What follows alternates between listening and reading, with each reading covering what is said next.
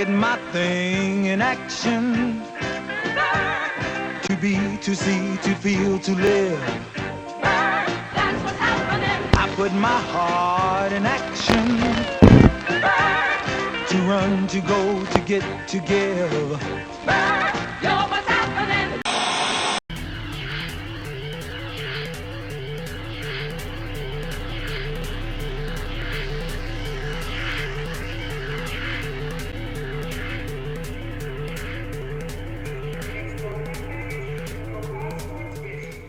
Good day, ladies and gentlemen. This is Megan Kargher with the COTO Report, and it's my pleasure to bring to you an interview with Freeman of Freeman TV, the Freeman Perspective, and the Free Zone.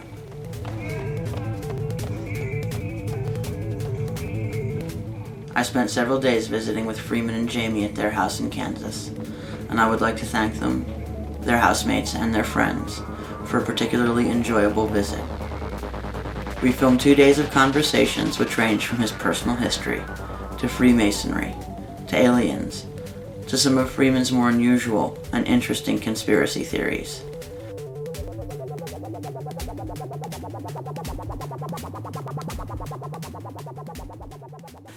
We're here today in Kansas with Freeman, researcher, videographer, filmmaker, radio show host, man who wears many, many hats, ex-punk rock band member. It's true. And thank you for having me out in your home today. Oh, it's fantastic to have you here. I love to share my life with you and with everyone that comes by and see that we're all human, right? It's a verb. I'm really glad that you came. I really just want to get started by asking, what was it that started you on the research path, on this path to making films and to putting information out there that's, quite a bit outside the common frame of knowledge. Everything from UFOs to ancient symbolism to, the cloning of Barack Obama, all kinds of interesting topics. And I'd like to start maybe just with a little bit of your personal history and what brought you on this journey. Yeah, I guess one thing on that list would also be experiencer. And really my story began probably before I was born. My whole family has been wrapped up in Freemasonry, wrapped up in secret military operations, and then even my mom running from Nazis in Luxembourg and Germany. And so I often tend to think that genetic memory played a line in what I do now and why I got so interested in this topic. Because from a very young age I have been researching UFOs, I've been researching the pyramids and mysteries of Earth, and I knew what the Antikythera mechanism was when I was 10 years old, and it intrigued me. And as I studied and learned and even seemed to be experiencing, because honestly I do believe I have extraterrestrial influences in my past. Me and my friends used to sit around and talk about the UFOs we'd witness and things of this nature, but I don't recall any of the UFOs themselves. I only recall the stories being shared. But so then I start to grow and learn and develop this new mentality about planet Earth, probably, basically straight from Time Warner. It's your Time Warner books that give you all these mysteries of the universe, right? And so the eye in the pyramid is starting my education. I find out my father's involved in all of the things that I'm studying. And this really shocked me. I had no idea that any of this was going on with Dad. And I start talking about UFOs and things, and he's like, well, I was in Project Blue Book. I'm like, how could I know that? You never speak to me. I finally believed that his whole life was top secret and he had nothing to talk about. Because I later find him with Jimmy Carter. Hold that up just a moment longer so that everybody can see it. Yeah, there's an arrow just pointing to Dad, and then Jimmy sitting here. I got a little closer one of Jimmy there. And they were on Killer One submarine together, the first nuclear sub to the American waters and beyond. And then I find out that he was in Project Blue Book, and been chasing flying saucers. He was stationed on an island where he had 4 radar dishes, and anytime a flying saucer flew over, it was Dad who called it in. But inside of all of that as well, he's worshipful master of the lodge, and so that's him getting his apron from my grandfather, who was also, a top-ranking Freemason. Actually, when I went to the Temple of the 33rd, they asked me for my family name, and I gave them my grandfather's name because my dad had to leave Freemasonry to marry my mom, because my mom was married, I have a picture of him too, but here he is. My mom was married to the Grand Potentate of Freemasonry in Berlin. And so you cannot marry another worshipful master's wife in Freemasonry without disturbing the order. And so my mom fell in love with my dad, and my mom came to America, ended up getting together with Dad, and so Dad had to leave Freemasonry to marry my mom. So it's kind of a love story as he's yanked from this occultic realms and brought back forth. So here I am, following a thread, following a story that's been just kind of bubbling up in my life with UFOs, pyramids, ancient mysteries, and then I find my mom and my dad all involved. My mom's an Eastern Star, which is like the female version of Freemasonry, and their symbol, of course, is an inverted pentagram, and she was Esther in the Eastern Star of all things, and she therefore had a place on the pentagram in the rituals. But both her and my dad, in doing all of these rituals, thought, it's a bunch of gobbledygook. It's stuff that we have to do just to get along. Dad knew that to wear his Mason ring in the military was going to get him a good position. He was going to rise to the top. He's going to be asked to be on Killer One, with soon-to-be presidents, right? Because they wear these rings and these aprons. Beyond all of this, when I was 10 years old, I was in a drawing competition in the 5th grade, and I drew that picture. I had no idea of anything. I didn't think anything about it when I drew it. I won the contest, and but then that is the only thing I have left from my childhood. I've had everything I've ever owned taken from me. Roommates moving out with all my stuff, or you name it. It's happened. I've lost everything that I originally had. But that picture. I get to college, and at this point I meet a guy I call Alistair Morrison, because he is Aleister Crowley meets Jim Morrison, rock and roll magician, right? And I end up with his entire magician's library as well. Well, he and I are in this honors course, interdisciplinary studies, and a fantastic course, but obviously put out by the Club of Rome. We were taught all philosophies and all this stuff. It was a 2.5-year course that covered all you required. You didn't have to take anything but math and electives after that. But anyway, so I meet this guy, and we hit it off, and he starts teaching me about Freemasonry. I didn't even know of this yet. I waited 5 years between high school and college, so, whatever that is, 23. And all of a sudden, he's teaching me about Freemasonry. He shows me the compass, square, and G, and I'm like, why is this so familiar? I recognize this symbol. And so it finally dawns on me that I used to wear my father's Masonic cufflinks as my space insignia when we played Battlestar Galactica. And these stories all coalesce, be it Battlestar Galactica being written, or the basis of the Mormon belief system that was created by Joseph Smith, who was a Freemason, right? So here I am in college. I find out my dad is a Mason by that, and then start to question deeper. And this guy opened me to the doors of the esoteric realms and started, my introduction to Kabbalah and to the tarot cards and things like that. And we ended up traveling across the U.S. together. I had started making juggling sticks. I would juggle batons. And I was selling these as fast as I could make them. And I started thinking to myself, well, I could do this anywhere. So next thing I know, I'm making juggling sticks in the park across USA, in Washington, D.C., visiting the Smithsonian, visiting all the museums, things like that, and being taken all over the world. And as we begin to leave, this little black and white spotted dog jumps into the van with us. He had been sitting at my friend's house for 3 days, we found out afterwards. And they had named him Yin Yang. So little yin yang was going around with me while I'm juggling, and I realized that I am the Fool card. Because we're going off to the abyss. I had no idea where I was going. I had no experience of like hippies or travelers or anything. All I knew is I had a van and I had a method to make money. You know, these juggling sticks worked. So I just went from town to town juggling and ended up on this grand adventure, this mysterious, miraculous event that taught me that the universe is alive and well and speaking to each and every one of us and leading you, if you allow it, to this path of miraculous divine. You feel like you're part of destiny. So now I've ended up performing the last all-night ritual the Mayans have ever performed, or the first all-night ritual the Mayans performed at the pyramids of Tikal.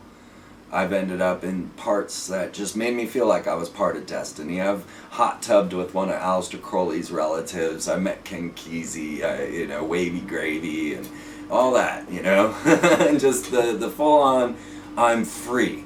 And I learned what it meant to be free. Because the universe made me free. It wasn't anything to do with money or things of that nature. Actually, people would ask me, well, how did you do all this stuff? I was just in LA, I was just in Washington, I was just over here. And you come back and you start telling the norms your tales, and they're astounded. How can you do all this? You're just a guy that, juggles, and they don't even know that much. Well, it wasn't until I was questioned on that I even realized that I was doing something extraordinary. And that they brought it out of me. They said, I was like, well, wait, I never thought about it. How did I go to all these places? I have no idea. I just did. And every time something would lead me to the next thing. And now I'm back here, And so that whole path, and, we kind of skipped over that artwork. We'll have to get back to that because the entire exopolitics of planet Earth was unveiled to me in that picture, and I didn't know. And so through all of this trip, all of this has occurred, and I start reading deeper studies. I start realizing that Freemasonry has connections to Sirius, and that most of the tales I can find that lead to Freemasonry and their rituals are extraterrestrial in source, or at least from the gods, but even still, as you track all of this stuff, and I became more and more aware. Now, one thing I had been tracking this whole time were the merfolk of Atlantis, and this was something that I didn't see. Well, I hadn't read or been introduced to David Icke or Alex Jones or any of these people yet. At this point, I'm in the realms of Graham Hancock and even Richard Hoagland's website, though none of his books. But I was in a different paradigm, Zecharia Sitchin and stuff like that. And so I got a hold of The Sirius Mystery by Robert Temple. Right. Fantastic book. I definitely recommend it. Absolutely. One of the first that I read, actually, along these lines. Well, here's a guy studying merfolk, wanting to know about these mermaids of Atlantis, seeing them in all of the art and architecture and even corporate logos and things, wanting to understand. I've been wanting to understand the idea behind this whole thing. Well, then you open up a Sirius Mystery and you find out it's all about the merfolk and the fish people, the Nomos that come to visit this tribe in Mali, Africa. And the Dogon. Yeah. And they teach them, even one of the things that cracked me up was that they were living in sandcastles. And this is my artwork. So what I've done is tried to compose all of my conspiracy theories into singular arts so that I can describe a whole concept without having to bring out all the pictures. But right up top you see is the picture that I drew, and you'll see that later. But here are the Dogon and their sandcastles, right, that they would live in, and this is Sirius above it.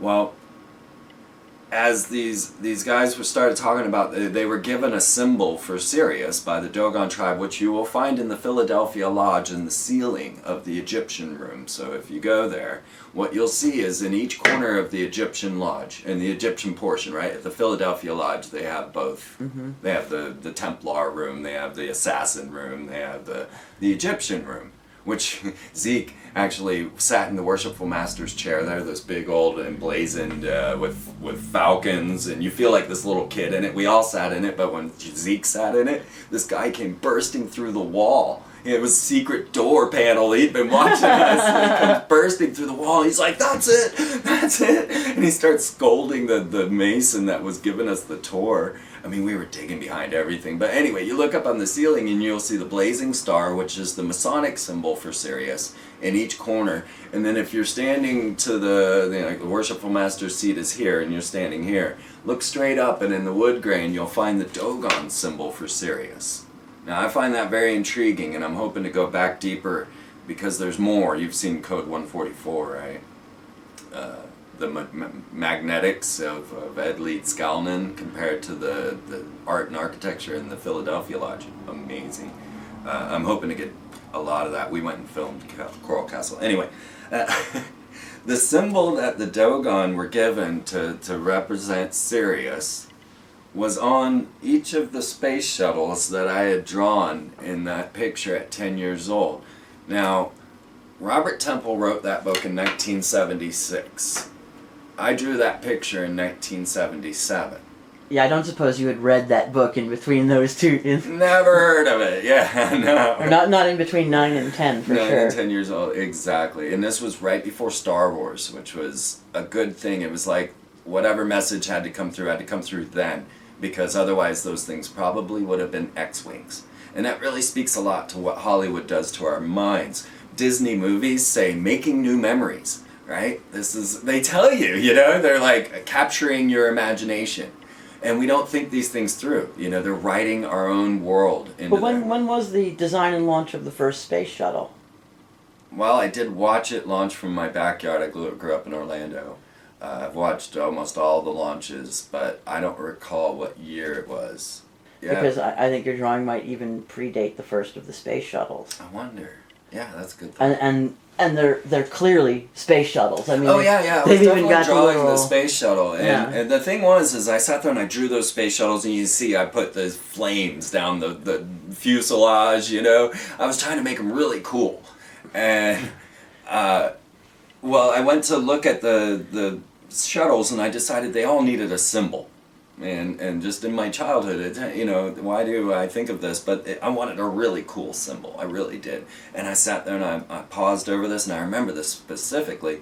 And then I just drew that little curved line and straight line through it and went, oh man, that's not that cool. I wasn't very appreciative of it.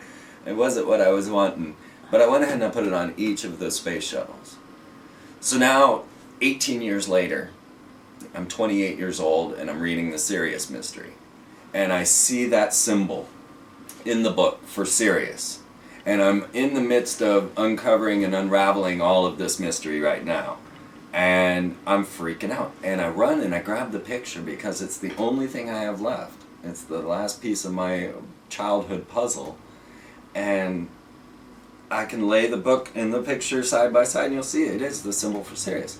So now I'm going, oh wow, okay, because I had just deciphered that the blazing star was Sirius for the Freemasons, and if you go look at NASA, what's on the side of the building but a blazing pentagram? And so I actually had the symbolism correct, because it would be a Masonic organization is NASA. You can't go into space if you haven't sworn at the altar, right? So now I've got this connection, and then in the other side of the drawing I've got the winged serpent. Now at 10 years old I knew nothing of Quetzalcoatl, Kakukan, or anything like that, or even dragon bloodlines or things of this nature. But there was that winged serpent. And so this ended up being the exopolitical explanation of the creation of civilization on planet Earth. That a race from Sirius and a race from Alpha Draconis, the giant serpent, came together to rule planet Earth in a marriage of convenience like we do now. They were the ones that brought the concept of this divine right to rule down, and also the concept of marrying kingdoms. And this came from extraterrestrial sources, if you start to believe what we're understanding about the truth of it now. So there I have the Syrians and the Alpha Draconans, but yet I had this thing in the center of the picture that I wasn't sure what it was. I personally thought it was a spiral galaxy when I drew it. And then we get a little deeper into the puzzle, and extraterrestrials are showing themselves all over the US and all over the world. And these trans-dimensional craft are filmed by the Columbia Space Shuttle during the tether experiment. And as this tether breaks free from Columbia and starts floating down looking like a giant fluorescent bulb in space, all of these little flitting flying saucers are all over it, all flying around it, and they're ovalish, you know, almost round but not quite, with a divot in one side and a spiral radiating out of the center. I start watching David Serrata's explanation of this. And he's talking about the hyperdimensional physics that he's deciphered from this, and then he shows the picture of it with it all spiraling to the center.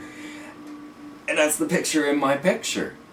Right down to the point, I put them side by side just for you to see that that's the craft that the Columbia Space Shuttle filmed, or one of the many. And that's the art that you can see. I even have the dip. I have everything. It's identical. And so this blew my mind. I've even, in my film Columbia, I have superimposed the two over each other in the film.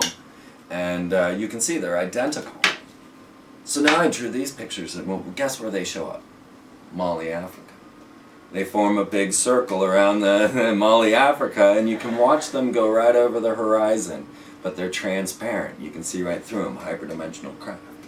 So I started to believe and wonder, are these the Asgard, as in Stargate colloquialism, in that these might be the mediators, or the ones that are in between these two forces that I've drawn. And so this is the story that has been unfolding since then. And that's how I got into this. Well, I've had a giant V-shaped craft fly over my car while I was visiting a Mason or Mormon, well, not really visiting, but circling a Mormon temple in Ogden, Utah. A giant V-shaped craft flew over the car. Talk about a horrible moment as I try to film it and it's not coming out on film, and here I got this TV show and everything, and I can't show people the UFO that just flew over my head. Then I have to wonder about all of my extraterrestrial, I guess I skipped one more experience. I told you about the big V-shaped craft over Ogden. That was on our way to go meet the high priest of the Church of Satan in Portland at an esoteric conference. But before that, with my friend that I was in with college, not the Alistair Morrison fellow, but our other fellow who went on to Hollywood to make movies. He's one of the guys that does all the CGI.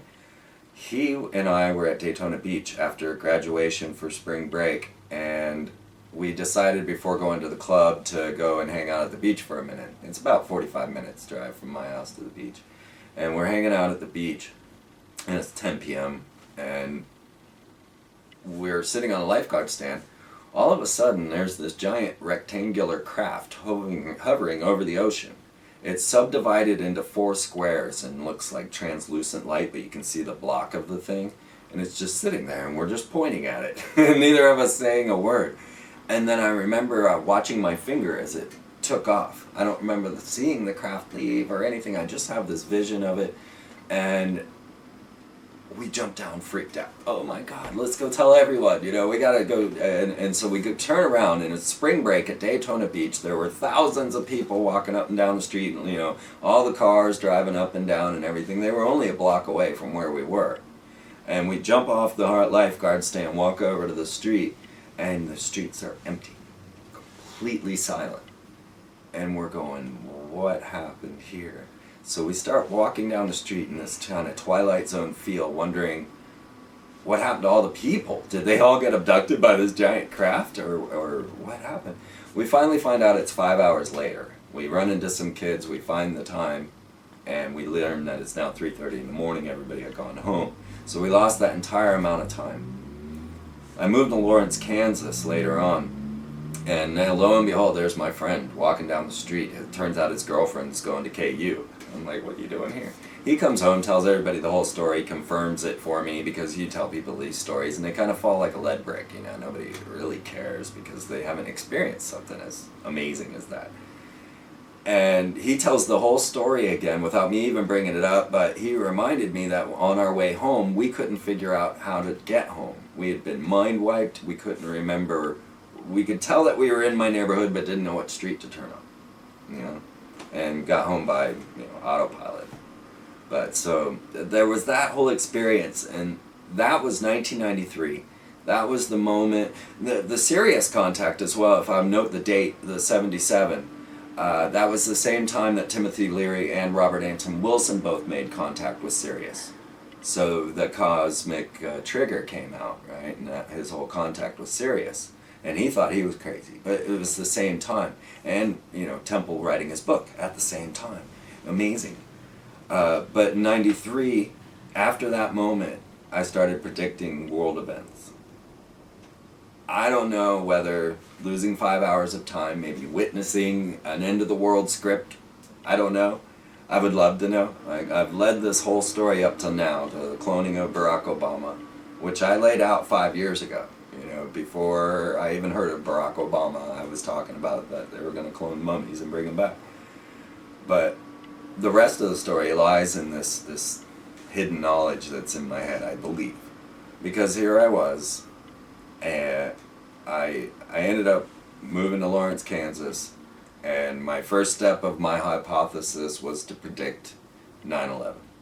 Basically, exopolitics is a recent phenomenon, and mostly it's Dr. Michael Salla of the Exopolitical Research Institute. And what they've done is compiled evidence and data from whistleblowers, military, just contactees, whatever they could get, and they put it all together and said, what do we get? And they came up with 57 different alien species visiting and interacting with planet Earth. And they then discerned through tales, and what I find very interesting, they discerned the two races that supposedly are ruling and controlling civilization on planet Earth. And we'll get into some of what we see with Canberra, with Astana and Dubai, and how these relate to the extraterrestrial contact and how these things. But before that, when they outline these two races, especially the Alpha Draconans and the Sirians, now Alpha Draconans, as we said, is the dragon, and Sirius is a binary star system that is of very much importance to the Egyptians, to the Greeks, to the Romans, to the Masons, to the OTO, to the SRI, to, I could go on, as many, the Mayans, of the people that have worshipped and been discussing the star Sirius. Now, the thing about the Dogon tribe was that they actually had astronomical data about Sirius, that the binary star would orbit every 50 years and was the heaviest thing in the universe, they said. And then we find out that it's actually this massive dwarf star and it orbits 50 years. We didn't even have pictures of Sirius B while the Dogon were talking about it. And yet they don't have telescopes, they live in sandcastles, and so we have all of this data and evidence to suggest that there has been extraterrestrial contact. And I personally, my theory is that civilization is derived from that extraterrestrial contact and is actually the purpose of civilization. Because this has been the big question to me, why are we building Large Hadron Colliders? Why are we launching into space? What's the program here? Because once you start to get deep into it, you realize they're all also worshiping at the Freemasonic altar and channeling extra-dimensional beings and developing buildings to channel paramagnetic energies.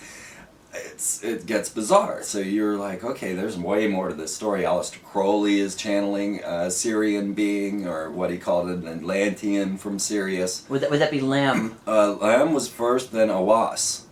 So Lam, when he depicted Lam, he drew him, and he is a gray. And it's early, and this is Crowley died when the Roswell crash happened, okay? So 1947 is when Crowley passed, and there's a very interesting tale as when Jack Parsons, the head of Jet Propulsion's laboratories, who was working with the Nazis and Werner von Braun to start NASA and Jet Propulsions, and L. Ron Hubbard, and they're trying to raise a moon child through their nuclear testing, and using the nuclear explosions for a catalyst to insert a god form into a child, which is a moon child. And as they are performing this, Aleister Crowley dies. And they believe that they actually had, channeled an energy that was, they were at war with Aleister Crowley at some points with McGregor Mathers, and maybe I'm confusing that story a little bit, but it does turn out that as they're they're trying to channel this moon child. Aleister Crowley dies, and then all of a sudden we have flying saucers dropping all into our universe. Okay, 1947, huge, right? Everywhere, Roswell. And this Tunguska as well. It was not around that time as well. Tunguska, the whole explosion, that gets more into my later research. But yes, I'm not exactly sure of the date on that one. Okay. But 1947 was a very critical year for UFOs. For all of this, we saw the newspaper headlines, and then 52 and 57 are another major flap years where they were flying over Washington, D.C. Now we have newspaper headlines, we have eyewitnesses, we have everything necessary to say that something flew over that we don't understand. And and yet all of this is always whitewashed, thrown out in fringe and all of that. But now it's come to the forefront. Now we've got a UN alien ambassador. The NASA got Linda Rothschild to be their extraterrestrial expert. The Vatican has come out and had massive ET conference with 120 speakers to discern life in the universe. Meanwhile, their Jesuit priest, Benjamin Funes, is the head astronomer of the Vatican and is running around all over the news going, aliens are our space brothers. They did not suffer original sin because they weren't born of Eve. But I would baptize them were they to come. And this is the lead Vatican astronomer talking about aliens being our space brothers. And you'd think that they'd kind of like push him off to the side and go, okay, yeah, well, this is our guy, but he'll stay in the lab. No, they attach him to CERN and make him the lead expert with Gabriel Gionte, another Jesuit priest, to attach themselves with CERN looking for the dark universe, looking for the anti-universe, as they called it.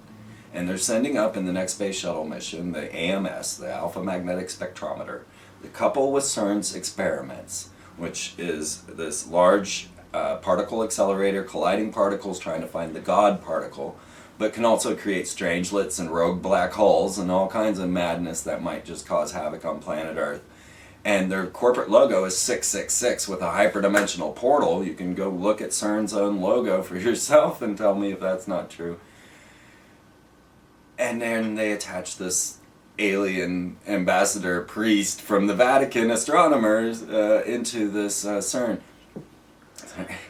So now they are sending and launching in the Space Shuttle 134 mission up there the Alpha Magnetic Spectrometer to see the dark universe, and this is where we're at now, and we'll build up to this story.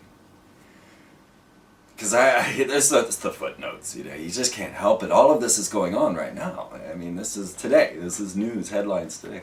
Well, yeah, I mean, you just had, I think it was Stephen Hawking come out and say, if there's aliens out there, perhaps it's better if we're not in contact with them, because, they'll be potentially so far ahead of us that we would have the same sort of reaction that Columbus people, and the Native Americans, or that people in the Philippines had, in places, isolated islands in South Pacific had, when they saw, people flying planes and they were dropping spam and stuff, and they started, building these airplanes, sort of mock airplanes in wood, and hoping that the gods would come back and drop more spam. Right. Yeah. And that's of critical importance as well, because we need to question, first of all, why there is the civilized and then the originals, or what we've called the aboriginals or the bush people or whatever. Why is there this massive separation? Why have the aboriginals not come out of the fire building and have iPods, right? And we have. What caused that separation? And then there's also the critical question of their worship, or the fact that we're landing now helicopters in places in the Amazon and seeing people that have never seen helicopters, right? And they're worshiping them as gods, right, as you're saying. Then we're still discovering mammals on the surface of our planet. That means that there could be life, sentient life living under the oceans that we're completely unaware of. There could be sentient life all over the regions that we have yet to see. that this is why overpopulation is such an incredible myth. You know, Oh. we're clustered in a small area, and you know, if you stick all the animals in one pen and you make them live in their own crap, then there's too many animals in one pen. But this place is huge and so little explored. And when people get into the wilderness, you see, you know, tons and tons of reports of Yetis, of Bigfoots, of, you know, dozens and dozens of these sorts of creatures, and yet it's discounted, you know, as though people are hallucinating, you know, and it, Right. when you have such disparate cultures coming up with the same sightings, and now they have done, maybe you know a bit more than I do about these sort of gnome things that they're seeing all over South America. Yeah, we start finding that many of our myths were truths. And that was a lot of the things that I learned in my early studies of this through Time Warner, through their, you know, mystery books. And you'd see the little man who was found mummified meditating inside of a rock. Like they were blowing out the mine, and they blew off the face of a rock, and there's a man 12 inches high in a lotus position, mummified inside the rock. You know, things like this that spurred my imagination and my quest for this knowledge were things like that. Look at like Michael Cremo's Forbidden Archaeology, and there's, you know, for anybody that's interested, a fascinating book on anomalous archaeology, and he's just giving you case studies. He's not giving you anything really more than this is the case study from this anomalous artifact. This is the, and It's very this dry. book is enormous. Yeah, it's right there.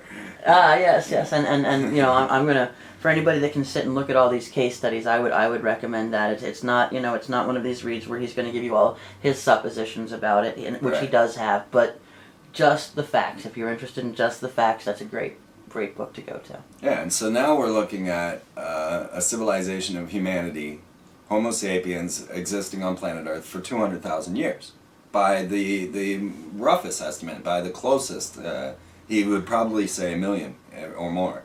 I mean, our planet's, I don't remember how many millions of years. Whether it was Homo sapiens or some other sentient species capable of doing things like making fine gold chains, and then having lost it so long ago that it's now embedded in a block of coal. Right, exactly. You can't deny these things.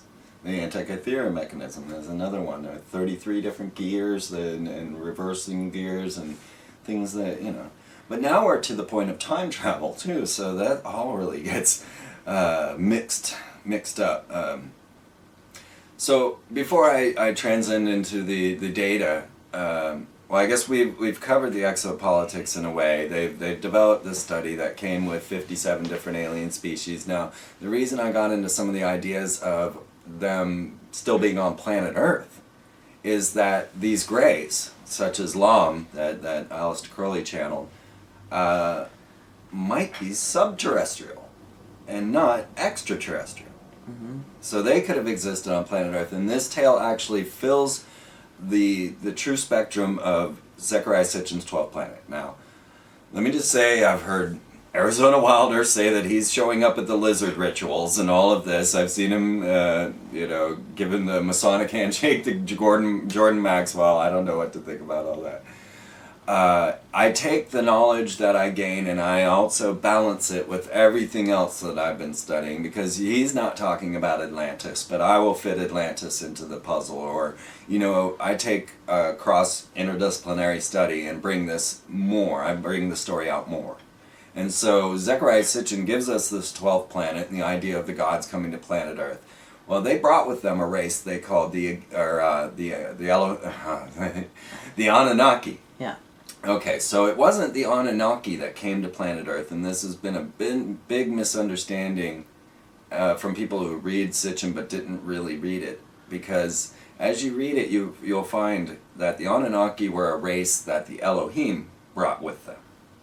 So the Elohim came down to Earth, according to Sitchin calls them the Elohim, but those that came down. To those that Earth moved from heaven. And then there were so many designations for the Anunnaki, of the GG.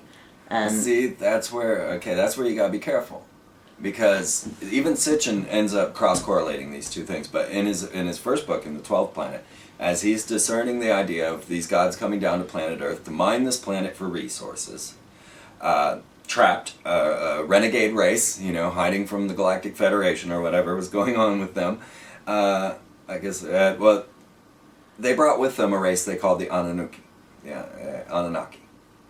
And so now, as the story unfolds, we find out they're geneticists, and that they have come here and they can manipulate genes and DNA, and that but if you understand that they brought a race with them to mine the planet, then a geneticist would design an ant-like person. If you wanted, you would an almost sentient, somewhat biological computer ant-like person, and you would use them because they would easily tunnel and live underground. Well, look at the Greys. They are completely this ant-type person with the big bulbous head, the dark eyes, little nose, little ears for subterranean travel, skinny little spindly gray arms. They are subterranean. And so now we have this subterranean race, the Anunnaki, which the Hopi called the Anasazi, which is not too far off from Anunnaki, and they called them the ant people that rescued them in the time of Great Cataclysm and brought them into the subterranean realms. Well, with the Anunnaki being a subterranean race that revolted against the Elohim, the gods, Enki, Enlil, and Ninhursag and all, and went deep into the earth. And these gods could do nothing about it. And they weren't subterrestrials. And so that led to the creation of mankind, as we know it today, right? The manipulation of the hominid species on planet Earth, be it that we were degenerated or increased in intelligence. I don't know how to take that whole story. But they had crafted a race they called the Lulu, which was the dark-headed ones. Yeah. Now, as I go through my Masonic studies and I find all these other connections to this extraterrestrial sources, I got one more connection I'll get to is Sitchin. When you go into a Shriner's Lodge and you look at the fez, you will see the words Lulu, right? So they're like actually honored to be the slave race of the Elohim, the Lulu. Well, if you look at the indications, is that the difference between the Lulu and the Adamu is that the Lulu are mules. They're sterile. Exactly, and that's when you get to the story of Adam and Eve, right? Because what is the Bible but a lineage of Adam and Eve, right? And so, in some ways, if you wanted to kind of read into it, you could say the Bible is the tale of the first humans that could reproduce from the mule race, the Lulu, that they had crafted. And so I find it amazing that I'm seeing Lulu all over, and then there's Hulu, who openly admits that they're reptiles trying to eat your brain, right? So the human Lou, right? Right? Yeah. I saw the ad for that. I don't know how it was that I saw it, but it was one of these things Alec that somebody Baldwin pulled in and. Hello, Earth. I'm Alec Baldwin, TV star. You know, they say TV will rot your brain. That's absurd. TV only softens the brain like a ripe banana to take it all the way. We've created Hulu. Hulu beams TV directly to your portable computing devices, giving you more of the cerebral gelatinizing shows you want anytime, anywhere, for free. I only hacked out because I want your love. Dynamite! Mushy mush. And the best part is there's nothing you can do to stop it. I mean, what are you going to do, turn off your TV and your computer?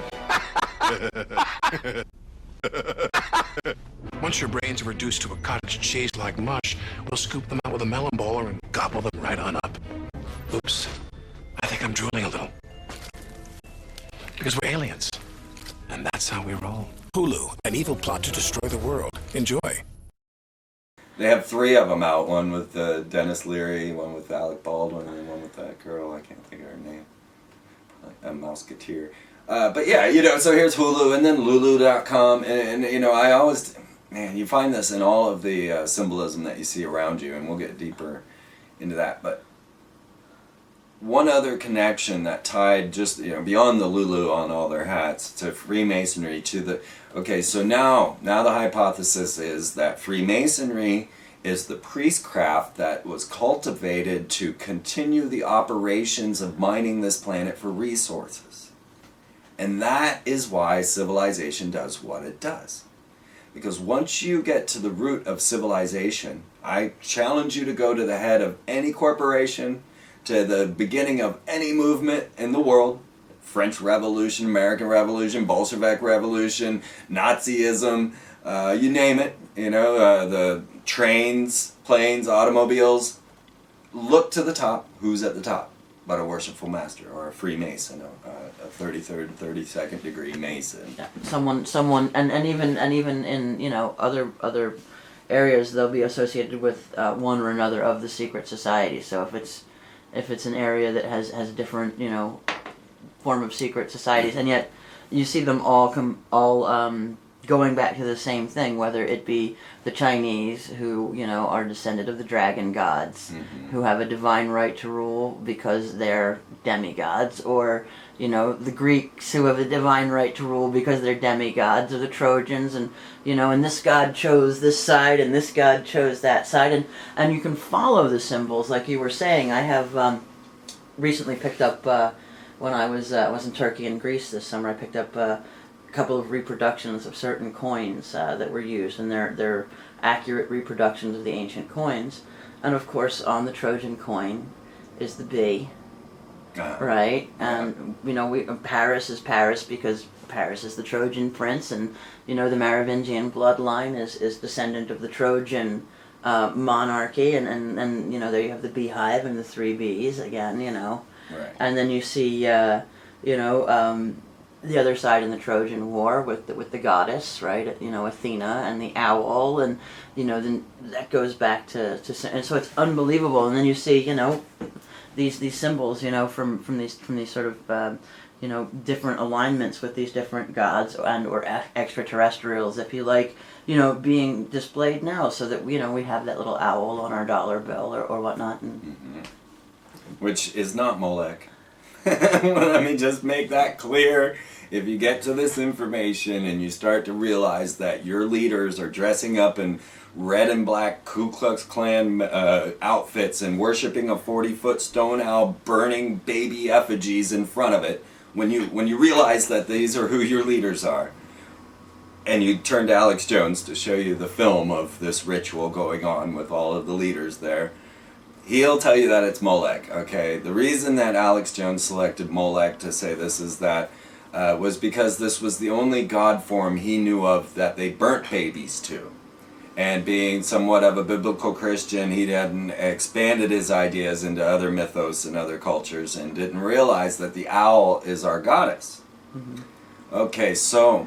And also that so many of the Christian rituals have to do with the goddess.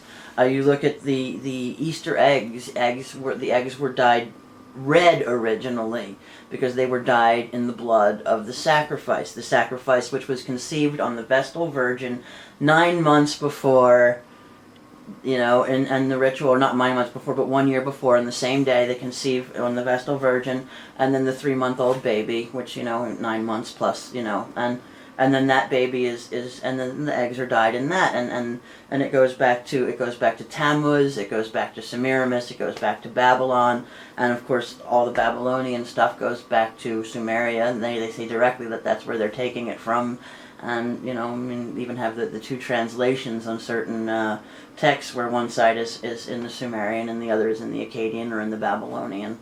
Right. Sorry. No, that's great. All right.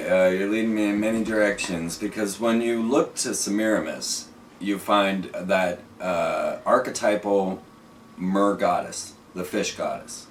You know, Starbucks logo with the pentagram, and you can't see it these days, but when you see those things up by her head that you think are her hands, those are her ankles. Okay? This is how they used to explain sex with the fish people. Because they were like, well, they must have a split tail, right? That's the only way, so they called it Skyla. And that is Starbucks logo. And once you start to realize that all of the symbolism that you see around you actually pertains to the inner rituals of Freemasonry, that's when the clues just open up for you all over the place. And you have to have enough understanding of their rituals and the signs and symbolism, which is Kabbalah, which takes you to Hebrew.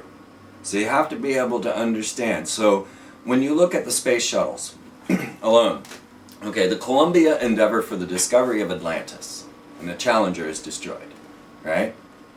This is not happenstance. This didn't just happen. They entitled these. Now there was, of course, Enterprise as well, the space shuttle, but this was inserted by Richard Hoagland, who started a major campaign to say we need an Enterprise in our new Navy, the space shuttles.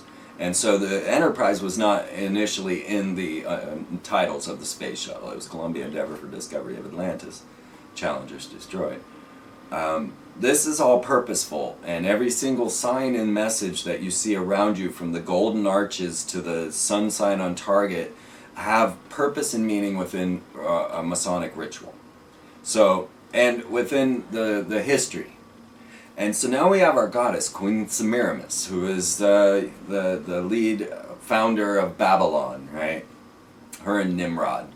And Athens, and Well, then the goddess transfers. She comes along, she becomes Ishtar, she becomes Isis, she becomes Minerva, Athena, all the way up into Columbia, who is America's goddess, or Britannia in England. This fish goddess, the mer goddess, she is always shown as Venus, and she's shown coming up out of a shell. And of course, this is Shell's logo. And then she's symbolized by a pentagram, because Venus makes a five-pointed star every 8 years as viewed from Earth. And this is what you're told when you are raised as a master mason inside of the lodge. So right after you end up, I got one shot of my dad I could show you right after the ritual where you can just see he's transcended. When you are raised as the worshipful master, and I'll show you in that picture, there's a pentagram behind you. Well, it's in front of you, behind the worshipful master, and he raises you. Now, one thing I wanted to say was that in the Masonic ritual, you are pretending to be this character, Hiram Abiff. And Hiram Abiff is this mysterious worker that came with King Hiram of Tyre to build Solomon's temple to house the Ark of the Covenant. Now, what is the Ark of the Covenant?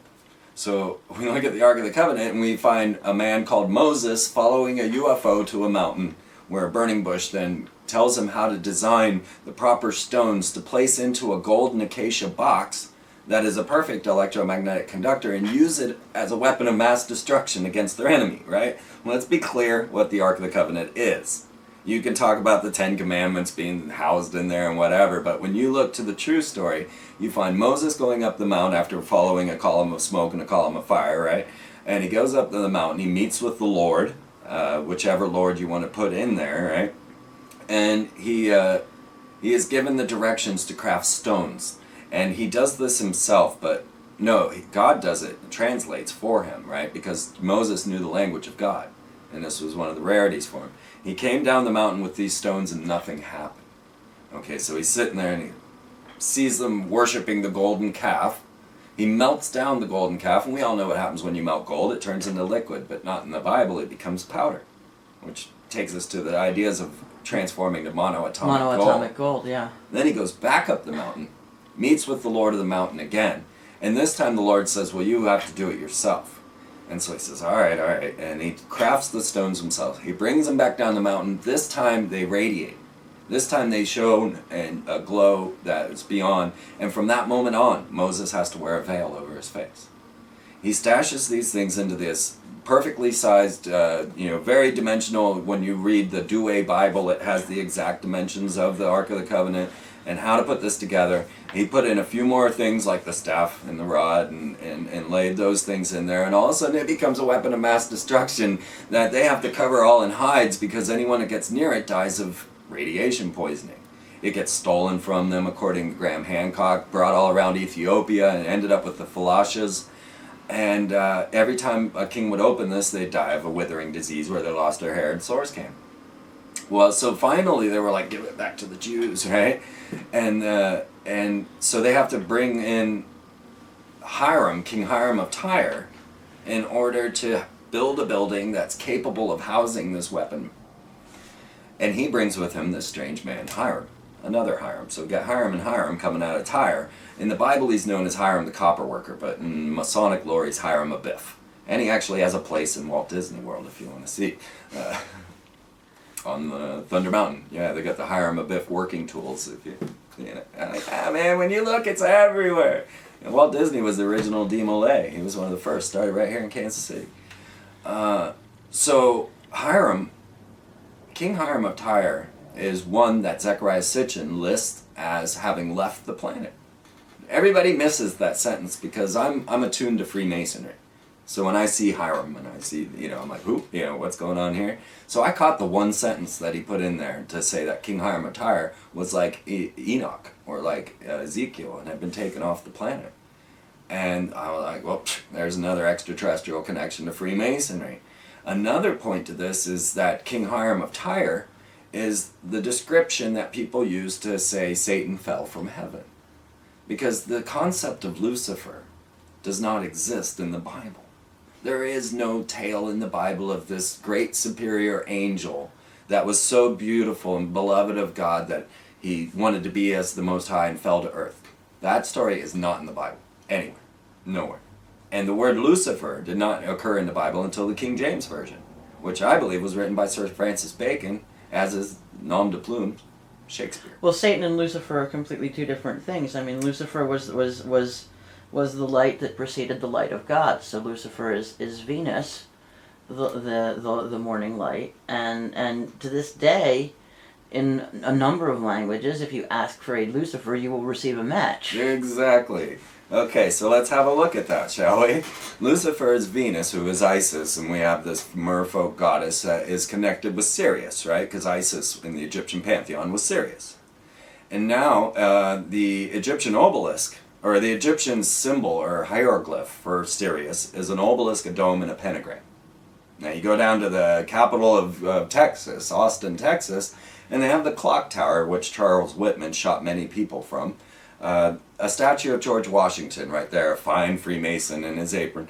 And just in front of that is the goddess Columbia. It says Columbia on the boat, that she's being drawn forth by fishmen riding fish horses. And actually that's her right there, and on the official Freeman mouse pad. But so you see the Starbucks logo, the comparison with the goddess. In ancient Egypt, she was the pentagram goddess that was created or asked to go slaughter all of mankind, and then Ra felt guilty and turned her into Hathor. But the mermen are busy pulling our goddess Columbia with her angel wings off into the future, and behind them, and then that's George Washington, is the golden big red phallus, right? But the obelisk, and then directly due north of that is the Capitol dome, with the goddess standing on top of it holding a pentagram. So you have a bigger than life-size hieroglyph of Sirius as our capitals everywhere, right? Then you realize that she is this fallen angel, and you see that at this statue, which is right where they house Aleister Crowley's Book of the Law, where he channeled the Atlantean Awas at the pyramids. The official written manuscript is at the Harry Ransom Center, right next to this goddess. And to her left and to her right is a pentagram and a shell. Now these were placed there in 1933 by an Italian Freemason who designed this for the other Freemason, I can't think of his name. The pentagram and shell. You're back to Texaco and shell. Well, when you start to decipher the corporate logos around you, you realize that all of the major players are involved in this game that you're unaware of. And if you're not aware of this game, then you don't realize how you're being programmed, conditioned through mythology. And to the point where, when I learned about the American Revolution, it was through a film by Walt Disney that they showed me in class about the Sons of Liberty, right? Our goddess, again, right? The Freemasons, the Sons of Liberty. And it showed us how all these great men came together to throw off the shackles of monarchy and to give us freedom by tossing tea into the bay. Completely ignoring the fact that they had all just walked out of a Mason temple. Because they were all Masons, every last one of them. Paul Revere to Benedict Arnold, they're all Masons. And they came together and they performed a mythological event. We could call it what we call now false flag terrorism. And so the Boston Tea Party was nothing more than that.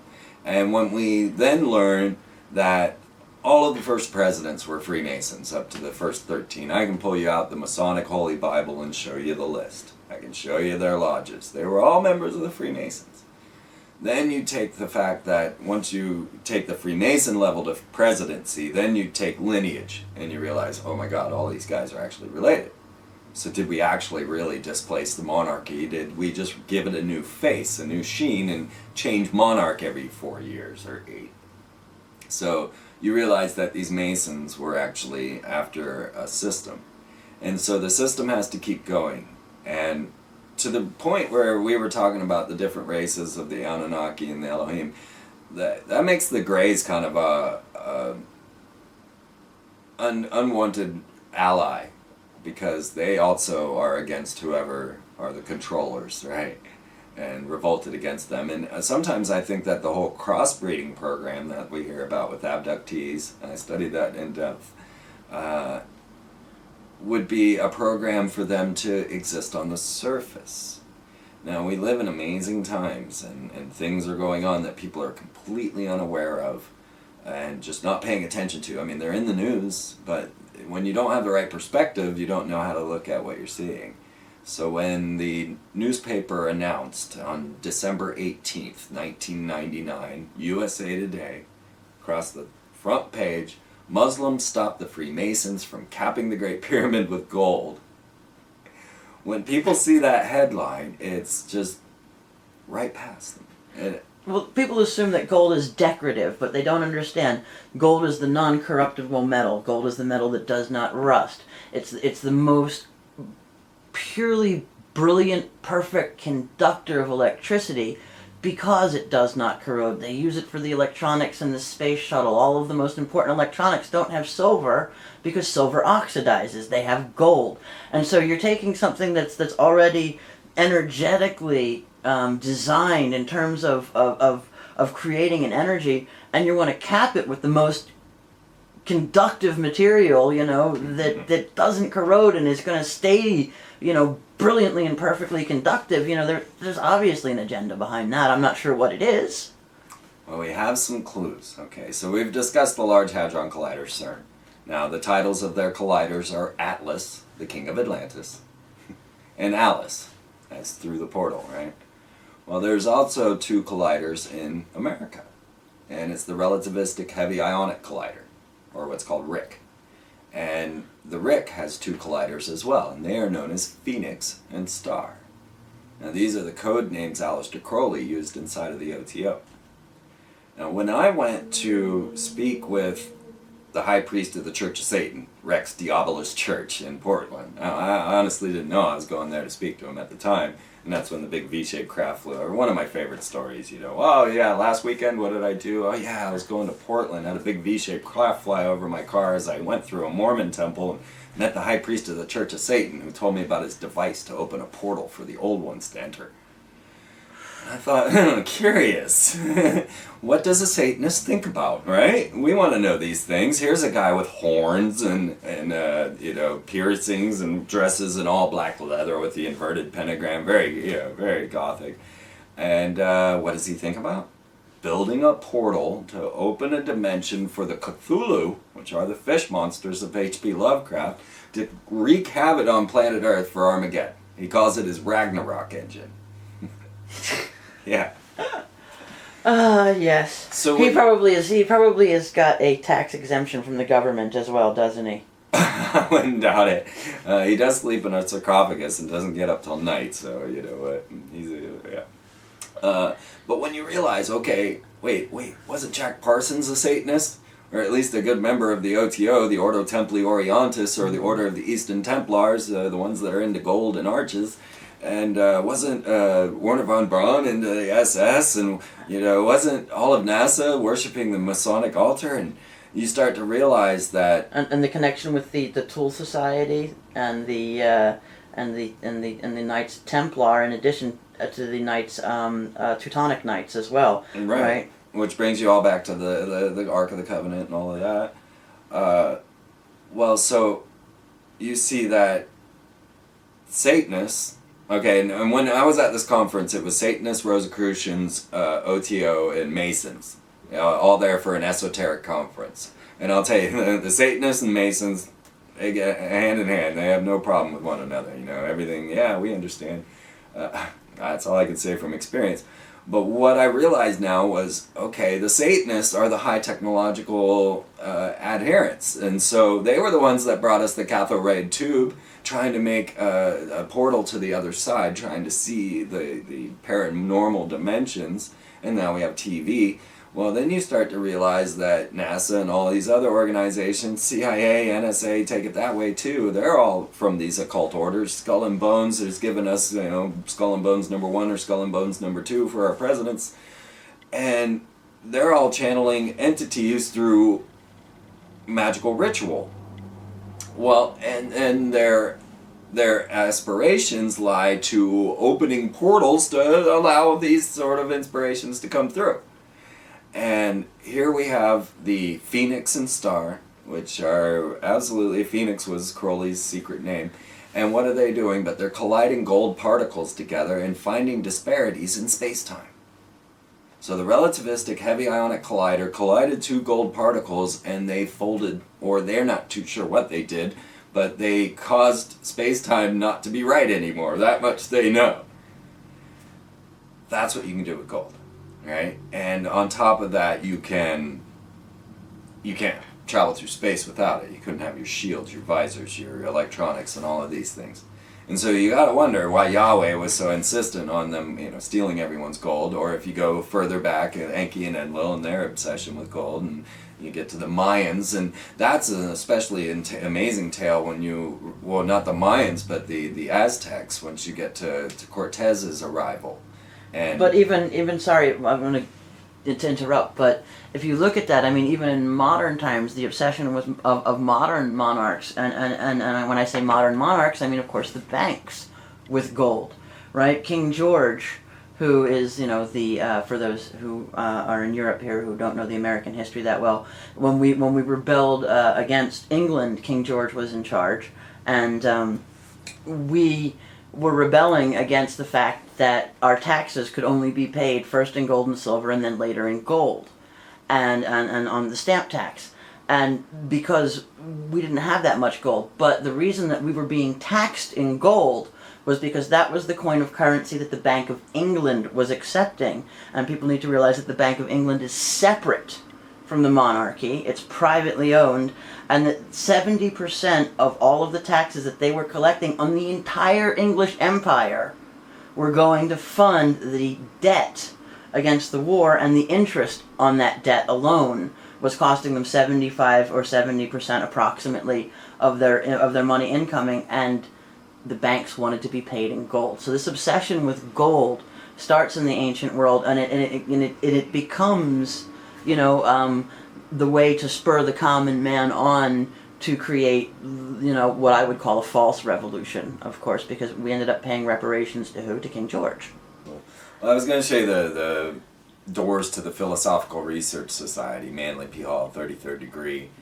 It'll come up, but there's one. Okay, so this is the ones that you have on your YouTube channel. Yeah. So on one door there's a reptilian with slit alien eyes, and he's being worshipped by what look to be Asians below him, and he's holding the pine cone. So the reptilian-eyed being is holding the pine cone, or the pineal gland, the passage to the other dimension.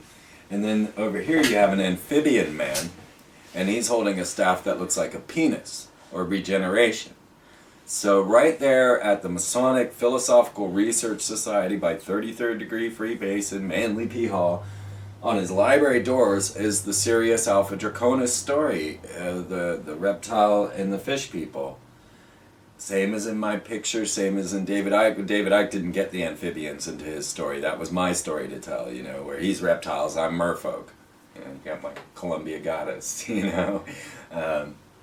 But there it is, and I'm not sure, because the Research Society was closed when we went there, as to when those doors were manufactured and when they put up these. And if you see it, I mean, the guy's eyes are slit. There's reptilian eyes on this guy. The pyramids and your art and architecture, all of these things indicate their allegiance. Okay. It just had popped up, and it made me think about how many more representations of the Sirius Alpha Draconis connections we have. There's quite a bit. Yeah, let's Okay, go that's back fine. to the gold and start where we were before. Okay, so an interesting example of this obsession with gold from ancient civilization to today is the Incans, who, when taking over the pyramid lands in Central America and South America, did not build them, right? They took over. The pyramids were already there. Interesting tales on how the Incas had managed to come and move to the most unhospitable lands where no food grows and decide to live there and build pyramids instead of a nice tropical region which would have just been the same amount of distance in the other direction. Instead, and they say that these people had no language or mathematics, and yet all of these things are astronomically aligned, and you can't build a pyramid without some form of communication. It's just not going to happen. So when we get to the Incas, now at this point, they had lost all knowledge of how to even mine gold. This was the ancients would do that. And so at this point, they're just panning gold out of the rivers, and they didn't know. But yet they knew of all the subterranean chambers that Eric von Daniken shows. All of the passages, thousands of miles that go under the entire continent in South America, that you can travel even to an island from under the ocean through a tunnel. And all of these tunnels are perfectly smooth wall, as if they had used some sort of laser drill to melt and smooth the walls as they went. So indescribable, inexplicable things there. Cortez shows up. Now, lo and behold, Cortez was sent, well, for one thing, to find the Fountain of Youth, right? So the elite have this idea of immortality that they're certain is possible, and they're working towards it. But second, the gold. They're going after all the gold. Cortez shows up on the day that Quetzalcoatl is supposed to show up and arrive. And all of the Incans had depicted their gods on the wall, and they have beards, yeah, and they're bearded white men. And so the Incans themselves grow no facial hair. None of the natives of that region grow facial hair, but yet their gods are depicted with it. And then here comes Cortez, lo and behold, and they say, Quetzalcoatl has shown up. Let's give them all the gold, right? Because that's what our job is on the planet. We mine gold for the gods to pass it on. And so if we were to take this to the modern age, currently we have the International Space Station, or what I like to call the ISIS, right? The ISS. And this International Space Station is a compilation of all of these different nations. And when we look back to the ancient tales of the Agigi, as you had mentioned with Zechariah Sitchin, the Agigi were a race that remained in orbit all the time, and what they would do is launch the gold to the Agigi that orbited planet Earth, and then when Planet X came close enough, they would launch the gold from the Agigi up to the planet Nibiru, right? Well, now we're to the point where we have the ISIS up there, and if you take this story into belief, then you realize that Japan is building a massive platform on the International Space Station that they say are for experiments. And they won't tell us why. There's so much effort put into this giant platform. Then you take into account that all the gold is missing. Gold's Fort Knox gone. The 30 million in gold under the Twin Towers. Well, I'll tell you, that entire story is actually a theme of Die Hard. So if you watch Die Hard, you'll see how the trucks, which were Dick Cheney's, came in to clean up the supposed terrorist attack, but actually it was all to steal the gold in the trucks that were cleaning up the rubbish, right? Well, that's what Dick Cheney did with his Halliburton trucks, and that's what they showed us in Die Hard before it ever happened. And they've just caught them with fake gold again not that long ago in England as well, Bank of England. Oh yeah, tungsten bars. Yeah. And so what's going on, right? Are they actually now sending all of this gold up to the International Space Station to wait for the gods to return? Now, as crazy as all of that sounds, we can look to the history and look to the stories. Not just the ancient mythologies that give us the ideas of this going on, but to what actually is going on. Like I said, the capping of the Great Pyramid with gold. Y2K, This was a big year. This was a very esoteric adventure. And what I believe it was that we were entering the Aeon of Horus that Aleister Crowley had predicted, the time of the crowned and conquering child. And that the Brotherhood wanted to celebrate the rising of this Aeon. And in doing the Aeon shift, they also have to shift all of their sigils and lay points on the planet. So that now we are watching the shift of the capitals, and you'll see this in Astana, Canberra, and well, in America we'll be moving to Denver and Atlanta probably, but definitely Denver at this point. But when we saw the Y2K ritual, now when I was talking to people about Y2K, and let's just say that I was working at the university and I was just kind of slipping people this knowledge during lunch breaks. I'd give them documents on HARP and all of the crazy conspiracies that I was doing. And I would slip them the information where FEMA and the Department of Defense are asking Americans to prepare for 3 days of catastrophe in case of a computer meltdown on Y2K, right? And so they're like, oh man, you can't believe what you read on the internet, you can't, and I'm like, it's .gov. Oh, no, and everybody just really shook it off. Now, the truth be known, you couldn't get a power generator in Y2K. If it were December and you wanted to get yourself a power generator, you couldn't get one. They were sold out, and so there were people that were taking this to heart. But your common college student and the people around were just like, oh, poppycock. And honestly, I wasn't too concerned about a Y2K meltdown, because I would have personally liked that. You know, imagine if all the banks just went down and nobody had any more credit problems, right? Oh, God forbid. Yeah, oh no. So, I wasn't actually concerned about any sort of computer meltdown, but people treated me as if I was some nut for even bringing it up. And I'm going, but it's your government telling you, you know, shouldn't you at least consider that, you know, the Federal Emergency Management Agency is telling you this? And no. So they expected me to be in a bunker, but I wasn't. I was actually recording my first film for, what became the Freeman perspective, right? Because I sat there and recorded the whole Y2K ritual. And this ritual was a massive celebration to Horus, beginning with the burning of the Acropolis in Greece and going to capping the Great Pyramid with gold, which didn't happen. And curious, the title, A Muslim Stopped the Freemasons from Capping the Great Pyramid of Gold. You're going to find this story playing out, the Muslim Freemason story throughout. But then they burnt the River Thames, or had fireworks at the speed of the sun across the River Thames, symbolizing the river Styx to the underworld. And then they ignited all their Masonic phalluses, like the Eiffel Tower and the Washington Monument. And then Bill Clinton comes out, and they make a light so bright behind the Lincoln Memorial that it looks like the sun is rising in the west, which is a code for Horus, the rising sun and the rising sun of the west. And at this moment, Bill Clinton's standing in front of the public giving his Y2K speech, just kind of opening it, and he says, "It is a rising sun." It is a rising sun. And everybody goes, yay? You know, they didn't know what to do. They didn't understand what he meant. And so I witnessed this entire celebration of Horus as a Y2K ritual from one side of the globe to the other, and recorded and deciphered all of this. So this kind of opened me up to what was going on with the esoteric realms and how it coupled with what we called nationalism and even religion and economics.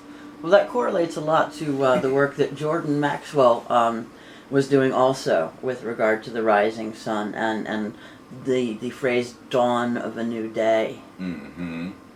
Which is becoming, is now the National Missile Defensive logo and Obama's logo. Obama's logo. I mean, you're seeing it everywhere. It's in the Communist Shield of Arms. It's in the coat of arms. It's in. It was Tools Society, I thought we had done it. Tools. Any number of. Well, if these. I pulled down the Golden Dawn, you would see numerous. Well, Golden Dawn itself indicates the rising sun. You know, I mean. Exactly. Couldn't be more obvious than Golden Dawn there. Kind of flashes me back to one thing you had brought up before, was the friction match.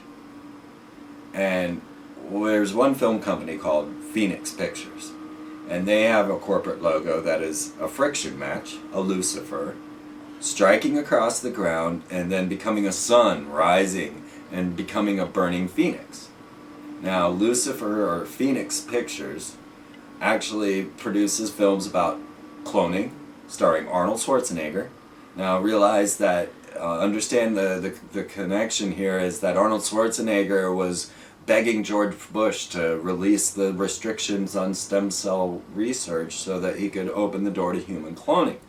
And George Bush responded by bringing the stem cell research leftovers? I don't know what to call them, the babies that they went ahead and produced and made humans out of their technologies, and brought all these kids that would have died if the stem cells would have not. It was very bizarre. So Arnold Schwarzenegger was very pro-human cloning, you know, and he's a Nazi and all that. And then he's in this film all about human cloning, The Sixth Day, and it's put out by Phoenix Pictures that has a Lucifer as their logo. And they put out Apt Pupil, written by Stephen King, which is Nazi worship. And then they put out, in compilation with Disney, Holes, which is all about child work camps. And yeah, with Sigourney Weaver. And so when you start to decipher these signs and symbols around you all the time, you can almost tell what the movies are going to be about or where they're going to go with their concepts, like Lionsgate. That's the Gate of Ishtar. And that now stands in Berlin, where Obama gave his big speech, right, with the throne of Zeus there, right? Once you understand their symbolism and understand what they're after, then pieces of the puzzle come together. So I was going to lead you to my predictions. Yeah, that's good. Let's have a listen. You know, in addition to the 9/11 prediction. Yeah, and honestly, I hope maybe while you're here in town, because it was in Lawrence, Kansas that I predicted 9/11. And honestly, I was waiting for it for 3 years, because during the Bill Clinton era, this bill that caused 9/11 was in the House. Yeah. And this was the bill to bring about a Homeland Security Act. And I got aware of it because I was an early conspiracy theorist, realized that back then there weren't cell phones, right? There weren't Google, and there was no Google. There was no Google videos. You had AOL, was your one site that you could get into the internet with, and that's about it. Or else you had your share networks, peer-to-peer and whatnot, and an email. So how fast our world has changed, right? I mean, there were no cell phones. Let's just keep it that way. Just think about that, all right? And yeah, here we are. And so I'm getting data, I'm getting information, I'm learning, and I'm finding out about this Homeland Security Act. And so everyone's reading it going, this is the most Nazi thing I've ever seen. Of course we're not going to pass it. And so I kept waiting for them to bring about some sort of event to cause this to happen, of course, right? We needed to have a Reichstag burn, Exactly. per se.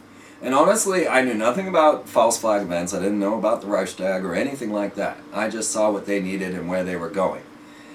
And I began to say, okay, somewhere in the middle of September, they're going to do a major terrorist attack to bring about this bill.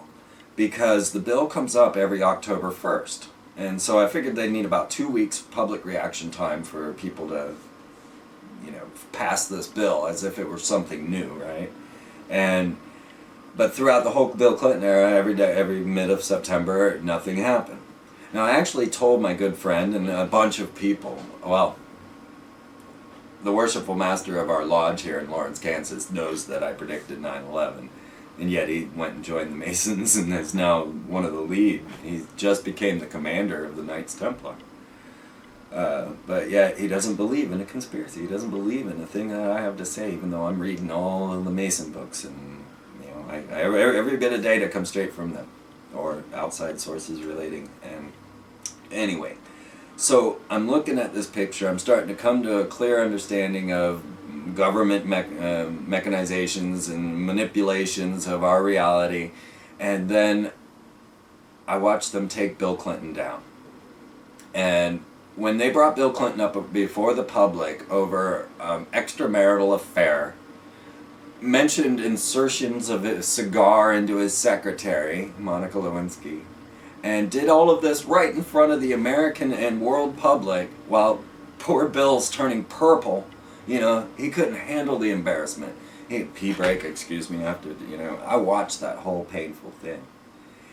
And I thought to myself, they don't do this to presidents. This is not common. This, they cover this kind of stuff up. You can't have your leader appear weak. You can't do this.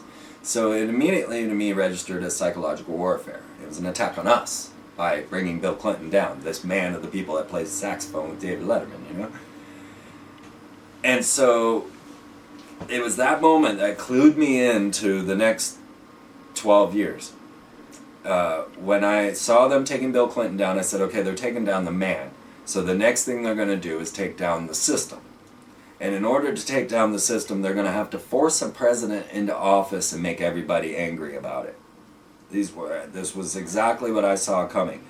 And then they would follow that with an ineligible president, right? So I said, okay, well then I started to hear the rumblings of this W, right?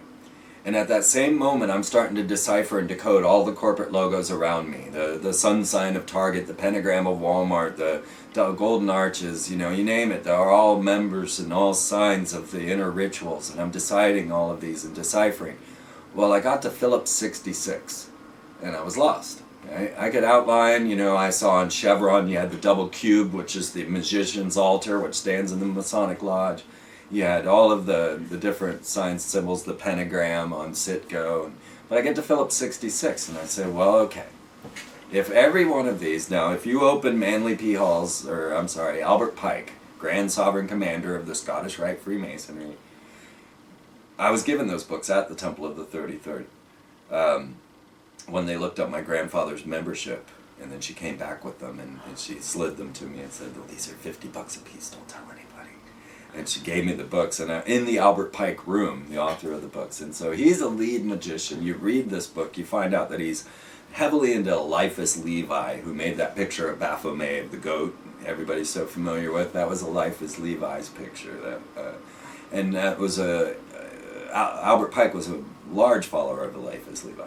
And in the book, he mentions Sirius, he mentions all of the magical properties of sigils and symbols, and he discusses the fact that Freemasonry is Kabbalism, which is an ancient Hebrew form of mysticism that supposedly pulls apart, brings about superhumans, this immortality and all the things they're seeking. And that particular study, the Kabbalistic... And also the Talmud both come actually out of the Babylonian captivity. Mm-hmm. Which I think is interesting to point out, because these things all trace back to Babylon, which traces back to Sumer. And also the thing about Kabbalah is that until you've studied the Bible on a literal level, and you've studied on an interpretive level, that you're not even permitted to begin to study the third level until you've reached your 50th year, are male, and have successfully jumped through all of the hoops to get to the first two levels of biblical study in the Hebrew tradition. So, when you're looking at this, of course, right, what do they have you do? Right, were the first three levels of Masonry, and that's, people think that those are the only levels in a lot of cases. Right. But again, you have to pass through your novice, you have to pass through your initiate until you get to your master phase, and in a lot of cases, a lot of people weren't living to 50 back in the day. So you're talking about a very select group of, people that were wealthy enough to get the type of nutrition that one needs in childhood to live a nice long life. Right. And these were the only people privy, to this information, and you're still seeing, these levels of selectivity. I just wanted to point that out. Please do go on. No, it's absolutely true.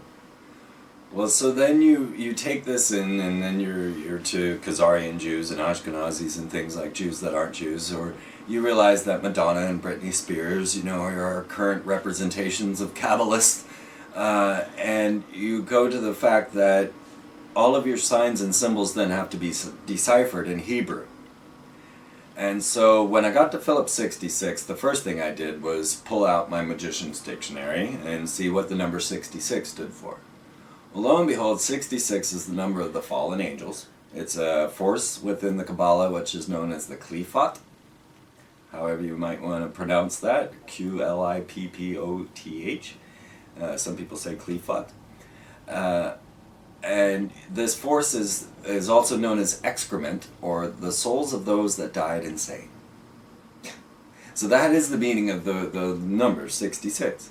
And I thought, well, that's apropos. Excrement, fallen angel, W. Yeah, I get it. Well, the reason it equates to W is because in Hebrew, the number 6 is V. And so every letter is a number in Hebrew, and the letter V is 6. And so when you take 66... that would be Vav. Aleph, Bet, Gimel, Daled, Hey, Vav. Yes, Vav. Yeah, exactly.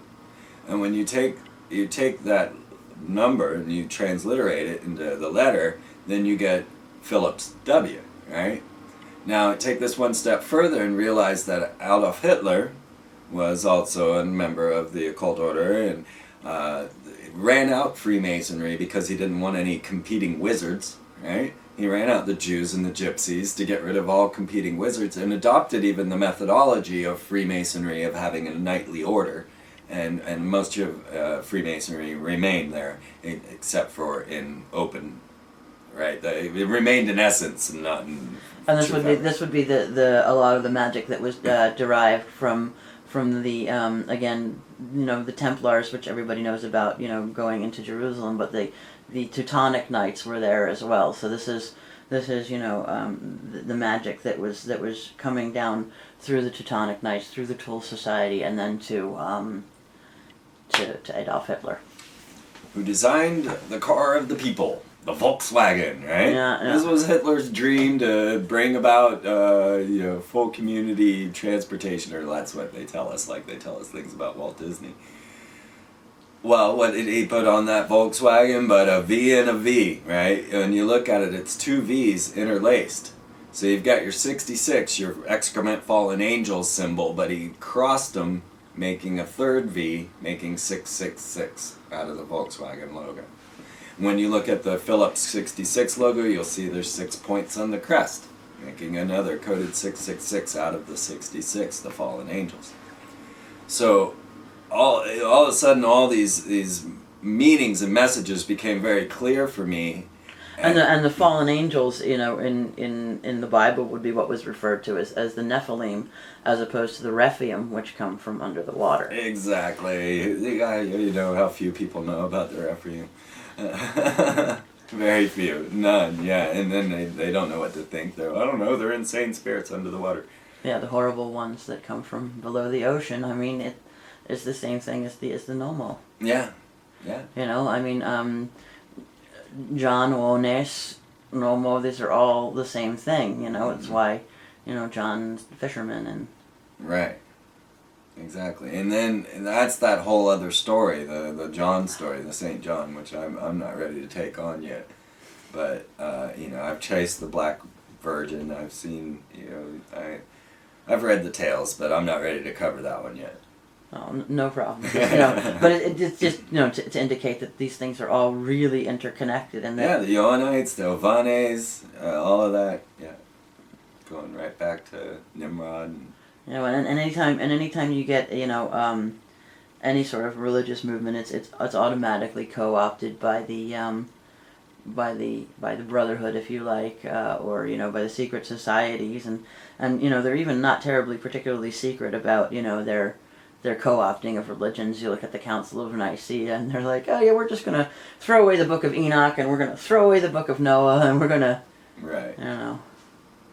Yeah, and so then what we have now are people like Aleister Crowley or John Dee, the military intelligence agent working for Queen Elizabeth, and channeling angels called Enochian magic. And Enoch is a major player inside of the Masonic Lodge as well. And then when you realize the further connection, if we could bring it up to our exopolitical world, the very angel or alien visiting Billy Meyer in Switzerland is named Shemyaza. And Shemyaza is the lead fallen angel that teaches sorcery and warfare to mankind. And she, being a she now, in Switzerland with Billy Meyer, this extraterrestrial known as a Plagiarin, is aware of this and says, well, obviously I am not that Shemyaza, I'm a woman, right? Right?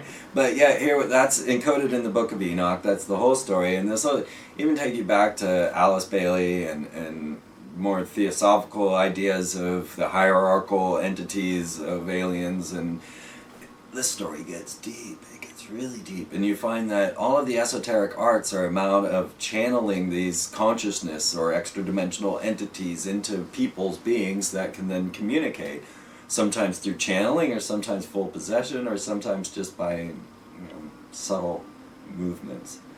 But we have begun to understand that there's way more to the story of civilization on planet Earth than what we think.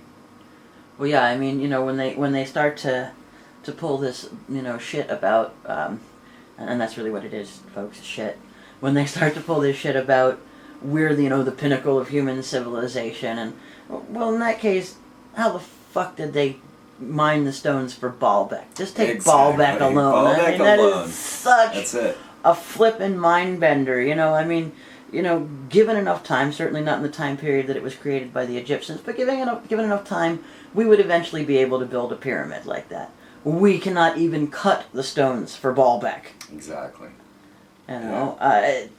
Much less transport one, much less get it 16 feet up in a wall like that. I mean, when you see the evidence for this, when you see the evidence of the sheet of glass, that's under the desert, in the Middle East, and it predates any atomic explosion, and nobody could figure out where this giant freaking sheet of glass came from, and then the first atomic bomb goes off, and wow, suddenly we know where that sheet of glass came from. It so indicates that we're being lied to. Yeah. And it's so funny because you see modern archaeologists, who've been given a mainstream education, and it's like they just put blinkers on it. It's like, oh, well, we don't take into account that the Antikythera device, and we don't take into account those balls that they found in a freaking coal mine in Africa that are so perfectly balanced that NASA can't make one that's better balanced, and these things have got perfectly symmetrical grooves around them, that are absolutely perfectly placed so that they don't interfere with the balance of it, and we're trying to figure out where the hell these things, how they ended up in a coal bed, thousands of feet down, and yet the archaeologists are going, well, we don't take that into account because it messes up our whole theory. Well, it's like them working on the expansion of the universe without taking into account the part that contracts. Right. Well, if I could jump in archaeology real quick. I did go to Kansas University for ancient architecture, and so they taught me these very things in ancient architectural school. In the university, they'll tell you that the pyramid datings is false, and it was Colonel Weiss, who was a Freemason trying to make a name for himself. They'll tell you that we can't move the stones for Baalbek, Lebanon. They showed me all of this in architectural school, but yet it's not in the public eye. And you still see all of the dating to 3500 BC to Khufu for the pyramids, when they know that's a fraud. It was an absolute fraud, and yet they continue to perpetrate that myth. But we'll realize this, at this very moment, okay? It's October 26th or something like that? On October 10th, Zahi Hawass, the Grand General Secretary of the Giza Plateau, also known as the head of Egyptian culture, is the one standing in between everyone in these revelations. So all of these now, I did witness and have in my film Zahi Hawass announcing finding the tomb of Osiris with Maury Povich. Oh God, it's so funny. It's so funny. Poor Maury. And he announces this, that it's deep down in the earth. We found this shaft that is the tomb of Osiris, straight from Zahi's own mouth, right? This is the tomb of Osiris. And he says, you see behind me are all of these tunnels, and we do not know where they go. So the subterranean plaza all under the Giza Plateau. He's announcing this with Maury Povich, who did not return to the crypt, by the way. It was, oh my God. Anyway, so Zahi Hawass then is this man that stands in the middle saying that, no, the pyramids were built by levers and rope, and discounts any ideas of ancient civilizations or ancient gods or E.T. Yet, just 2 weeks ago, he was at the Association for Research and Enlightenment, the group founded and started by Edgar Cayce followers, in a massive conference about Atlantis. Now, it was actually the ARE that funded Zahi Hawas's Egyptological studies. It was the ARE that paid his University of Pennsylvania schooling to become the lead Egyptologist. And should also point out, University of Pennsylvania is one of two places that teaches cuneiform. One of two places that is a university for English-speaking students. I should point this out. That you can go to Oxford, or you can go to University of Pennsylvania if you want to learn cuneiform, and you're an English speaker. That's it. Right.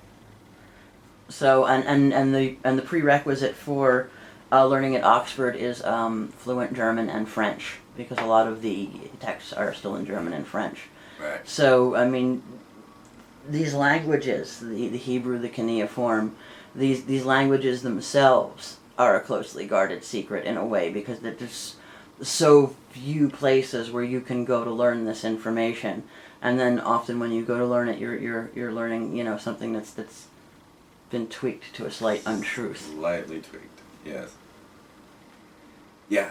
And there's no doubts about what Zechariah Sitchin shows you when you can see that the cuneiform structure looks like a rocket departing, and the very language and everything looks like it. I've been to the Georgia Guidestones where they have all the different languages. It was interesting that they chose like Swahili. I thought that rare. But they also have cuneiform and Egypt hieroglyphs But you can see that in language is frequency, and you can see that the Chinese only takes up about 2/3 of the block, whereas the English takes up the whole block. You can get your concepts, and you start to see how the word masters, the ones that have designed our very language, are the ones that are creating our reality. And simple things like I believe Sir Francis Bacon, in the writing of the King James Bible, changed very simply the word from congregation to church. The word from young maid to virgin. Young girl, big difference between a young girl and a virgin. Exactly, or a congregation putting all the emphasis on the people gathering, as opposed to the word church. Or even just the removal of the pluralizations. Elohim is plural. Sure, yeah. Yeah, you see this, and I was discussing with Ben Stork the other day the fact that Hebrew and Assyrian and some of the older Semitic languages, some of the first languages, are cymatic languages. Right. So that the sounds in the language create particular cymatic vibrations, and that English is actually atonal, and it's actually a cymatic deconstructive language as opposed to a cymatically constructive language. Right, exactly. Our language is 180 degrees from the true divine language that we could be uttering. And when you look at how cymatics work, you can understand why the Bible talks about the Word of God. Yeah, exactly. And the beginning was the Logos. Yeah. And of course, when one changes the Word of God, one changes the meaning as well, and it changes not just that, but it changes the physical structure. Right. And you take a word like absolute, and we look at that and we think of absolute, which means the all-encompassing, right? But then you break it down, and you realize that what you have is Ab, father in Hebrew, Sol, which is son, and Uta, which is the Sumerian form of Horus, or Tammuz. So Uta was the original form, E-U-U-T-E. So absolute is that father, son, child. And this is mathematically explained through the 47th proposition of Euclid, which then is your Masonic code. If you wear the sign of the cubes, you have a square with the right angled and another one, and this symbolizes Isis, Horus, or Isis, Osiris, and Horus. well, it's amazing, how much of this information that was available has been pulled out of circulation. This is why the dictionary is no longer this big, right? You control the words, you control the concepts, you control what people can think. Orwellian newspeak. And you can introduce this Orwellian newspeak. Webster was a leading Freemason that wanted to even encode the ideas that the Bible used in using number codes and using word codes that would lead you from one thing to another. And people don't realize that when this was put together, people like Tolkien were involved in the writing of the definitions. Right. For what the words mean, you know, Tolkien, who wrote The Lord of the Rings. Yes. Saturn, El, Balal, Bel. Mm-hmm. I mean, you know, this is all about, you know, a deity, and the Lord of the Rings was not a benevolent deity in his book, was it? No, it's not. Not at all. You know, and we can take it to the Sauron, and you're back to the reptiles of Sirius or Alpha Draconis again. This whole alien story that we're dealing with now, that's kind of bubbling up through the Fadian Society and through the Royal Society, which is the Rosicrucians. And you tie this all together. Of course, Fabian's logo is those sheep in wolf's clothing, or wolf in sheep's clothing. You know, let's get that right. And you start to see this picture start to bubble to the surface, which is where we're at now, and I would love to get to that. Yeah, well, okay, so what happened to me was I started wandering the earth around, and I ended up in Austin, Texas. I'm sitting, I won't give you the whole story of how I got on TV. It's an interesting one, and it involves extraterrestrials, aliens, and Shimiaza. Do you want to hear it? Yeah, go ahead. All right, I'll give you the shortened version. I go down to Austin, Texas, just to hang out for a weekend. And I meet this homeless guy, and we discuss the Keys of Enoch, which is a very strange and also ties up in this with J.J. Hurtak. He's a homeless guy on the bus, and he starts doing my numerology, and he keeps screaming to me, "You're the goddess, you're the goddess." And it was really crazy, because at that moment I was just getting to the goddess. As my life had worked through its tarot connections, I went from the Fool, and then I ended up with the Magician's Dictionary, got to the Magician, and then I was on the High Priestess. And getting to Austin and seeing all the Columbia depictions in Austin, I could decode the goddess finally. I saw the pentagram in the shell with her and all of the symbols and signs around her and started to understand. And meanwhile, this homeless guy on the bus doing my numerology is going, you're the goddess. And he's Zoe, isn't he? I want to keep Zoe immortalized. I want to give the Zoe Award for anyone that does this for somebody. But what Zoe did was he left a message on my van that I was sleeping in as I was traveling around. And it says, "You got to go to this meeting in the mall." Alright, so I go to the meeting in the mall, and I have no idea what's going on. It's kind of a rundown mall. I get there, and it's George Green, who is ex-secret ruler of the world that turned down his part in a deep underground military base to go meet the Plejarians that were visiting Billy Meyer. These extraterrestrial humans that were flying their spacecraft. If you've ever seen Fox Mulder's poster, I Want to Believe, that is a Billy Meyer photograph, because they're hanging out with him and flying their flying saucers. So here's George Green showing us all the pictures of the flying saucers and the Plejarians themselves, like Shemyaza, and they all have kind of crazy wild hair like me, and I'm the only crazy one looking one in the audience. And he keeps looking at me, George Green, and he says, "Sometimes the Palladians will come into my lectures and listen to what I'm up to," and he's looking right at me.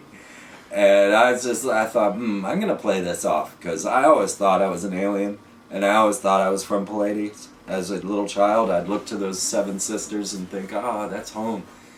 And so this has always been something of mine. So during a cigarette break, I went out with everyone, and I started pretending to be a Palladian. And I didn't let them know. I just subtly did things like called them Earthlings, or, you people, your people, or, the inhabitants of Earth, and things like that. I would, just make little errors. And I started to tell them what I understood of planet Earth. And now at this point, I had already predicted 9/11. I had predicted W would be forced into office, and I was telling them all about the Shekinah connections, and even the capping of the Great Pyramid of Gold. And they're all looking at me like, "Man, you're insane. Whoa, but are you an alien?" Because they'd just gotten the reality dose of aliens in there, and they didn't know. And one big, tall, blonde man walks up to me and says, "You need a TV show." And I was like, yeah? He's like, "Absolutely, would you do it?" And I was like, "Well, yeah. And I'm a man of my word, so I wanted to make sure that if I was telling this man, yeah, I'd do it. And I really searched my soul for about 5 seconds, and however long, and I said, "Yeah, all right, I'll do it." And he said, all right, great. And he wrote me a check. And he says, you take this check down to the Access Studios and you'll have a TV show. I'm like, no way. So I take that check, I go down there, I sign up for TV. Next thing I know, 5 years of my life is taken over by the Freeman perspective. So that was the first thing, is the television show. And if you ever want to get deep into my stuff, you got to start there. You got to go to Freeman's TV show on freemantv.com and just watch the TV shows in order. I placed them up there as I like them to be viewed. Interviews with Twin Tower Architect, all of my documentaries, everything that I've done is there. And so the Freeman perspective became this global phenomenon. I didn't even know. Like I say, Google was just coming to things, and people, my roommates started uploading my shows to Google.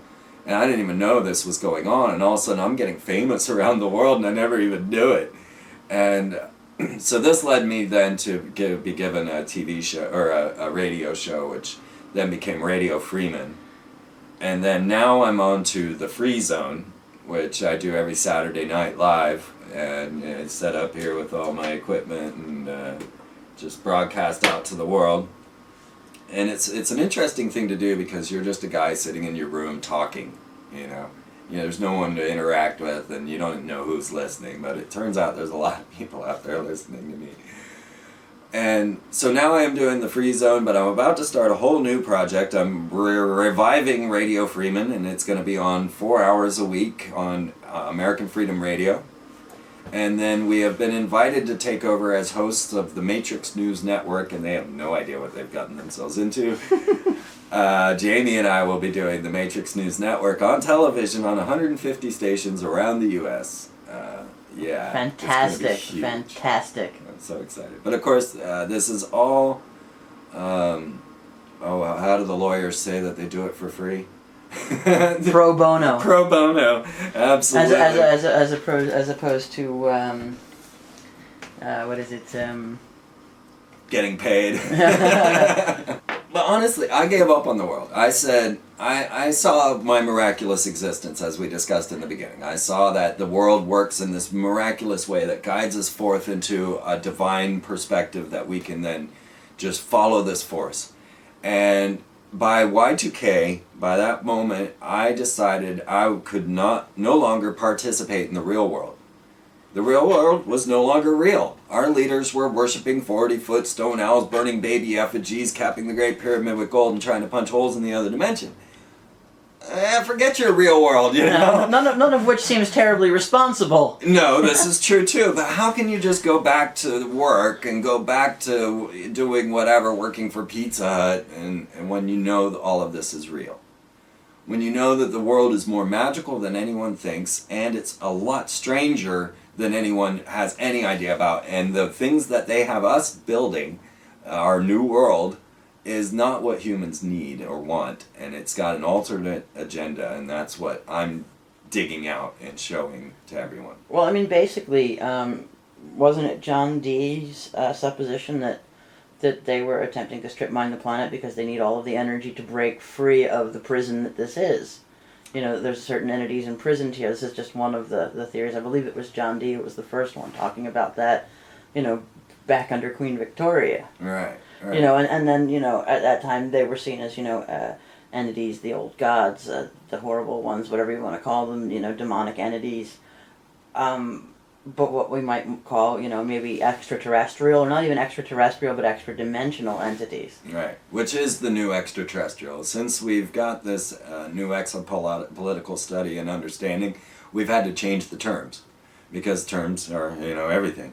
And so extraterrestrial now includes and means extra-dimensional beings, whereas alien is the new term for an EBE, or a biological being. Yeah. So just now we're trying to get that terminology straight, because we've got this understanding that there's more than just beings coming here from another planet. There are beings that are interacting from another dimension. Well, long before I'd ever heard of David Icke or any of this sort of extraterrestrial stuff, I had been saying, just based on, the mathematics for string theory and this kind of stuff, that the amount of power one would need, based on a physical universe to travel from one planet to another is prohibitive unless one goes extra-dimensionally. Exactly. And so it's just funny to see, Which is what's terminology take off like that. Right, right. Which is what's going on with the Rick experiments in the Phoenix and Star colliding their gold particles. Oh yeah, I mean there's no way that they're doing what they say they're doing in places like CERN. It's just, No. I mean, people are paying billions they of risk dollars. creating a ripple effect through the entire fractal that has a potential to sort of shatter life as we know it. Yeah. To say the least. Yeah. And without any regard, they don't care about us. Michael Jackson said it the best, right? Now, speaking of Michael Jackson, have you seen my picture of Michael Jackson? No, I didn't. I did not see the Michael Jackson one. I watched a bit of stuff on Akhenaten, and I've seen a number of the interviews that you've done over the years. Absolutely. Well, I'm going over to Hollywood Mind Control on Freeman TV, and in here I have the whole story of Anna Nicole Brittany and mind control. Now that's one that I'm not ready to cover or get into. You can see the symbolism of the 66. And I explain all of the meanings of Village Roadshow productions and what all is. But now, when you ask Jermaine or LaToya who killed Michael Jackson, they said it was the Illuminati. That was when the press came to LaToya and Jermaine. They were like, "Well, who killed Michael Jackson?" And they're like, "The Illuminati killed him." We have certain high-profile rituals that go on, like Justin Timberlake with Janet Jackson, and she bared her breast with a golden sundial on her nipple, and so this is the sign of the god and goddess, the hermaphrodite. The goddess always has her breast bared, and then the golden sun is the male. So they put the hermaphroditic symbols together and performed it in a ritual at the Super Bowl, and acted like it was a wardrobe malfunction. It was all a big deal, right? But these were high-profile rituals that they perform, such as the one with Madonna and Britney kissing. Now realize that Justin Timberlake, Madonna, Christina Aguilera, Lindsay Lohan, Michael Jackson, Madonna, they all have connections to Disney, most of them being Mouseketeers. Mm-hmm. And as you saw, I've got the official Mouseketeer documents, which kind of frightened me. But Michael Jackson was a slightly different case, Anna Nicole was another. But Michael Jackson, he kind of seemed to get charge of things and get in control of things as if they didn't have full control over him. And just before he was, well, it was a little while before he died, but back around the time when he was hanging his baby over the balcony, he was shopping as well. And I think it was Harrods, I'm not sure. But he was just spending millions upon millions of dollars. The guy's like, "How much money do you have?" And he's like, "Oh, I don't know, $1 billion. And he's going around buying things for his new home. And they're not saying where this home is or where it is.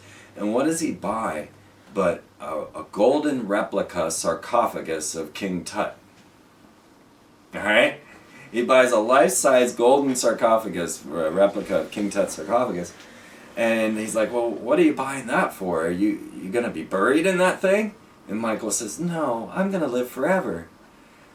And the guy's like, "Oh, okay." Yeah. Well, a month after Michael Jackson supposedly died, this bust was noticed in the Chicago Museum. No one had ever noticed this bust before.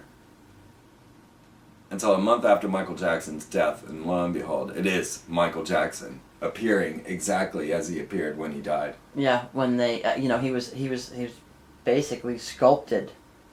This image, this bust was from the period of Akhenaten. Yeah, no, but what I'm saying is that Right, he was I understand what intentionally you're saying. sculpted to.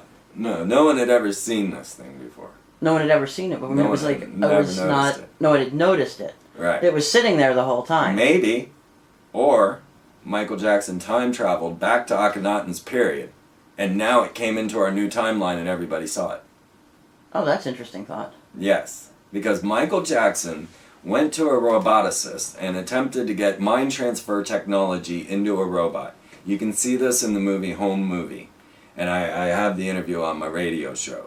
Michael Jackson was into mind transfer technology, hoping to either transfer himself into a clone or a robot. and live forever. Hence his statement when asked if he was going to be buried in King Tut's sarcophagus. No, I'm going to live forever.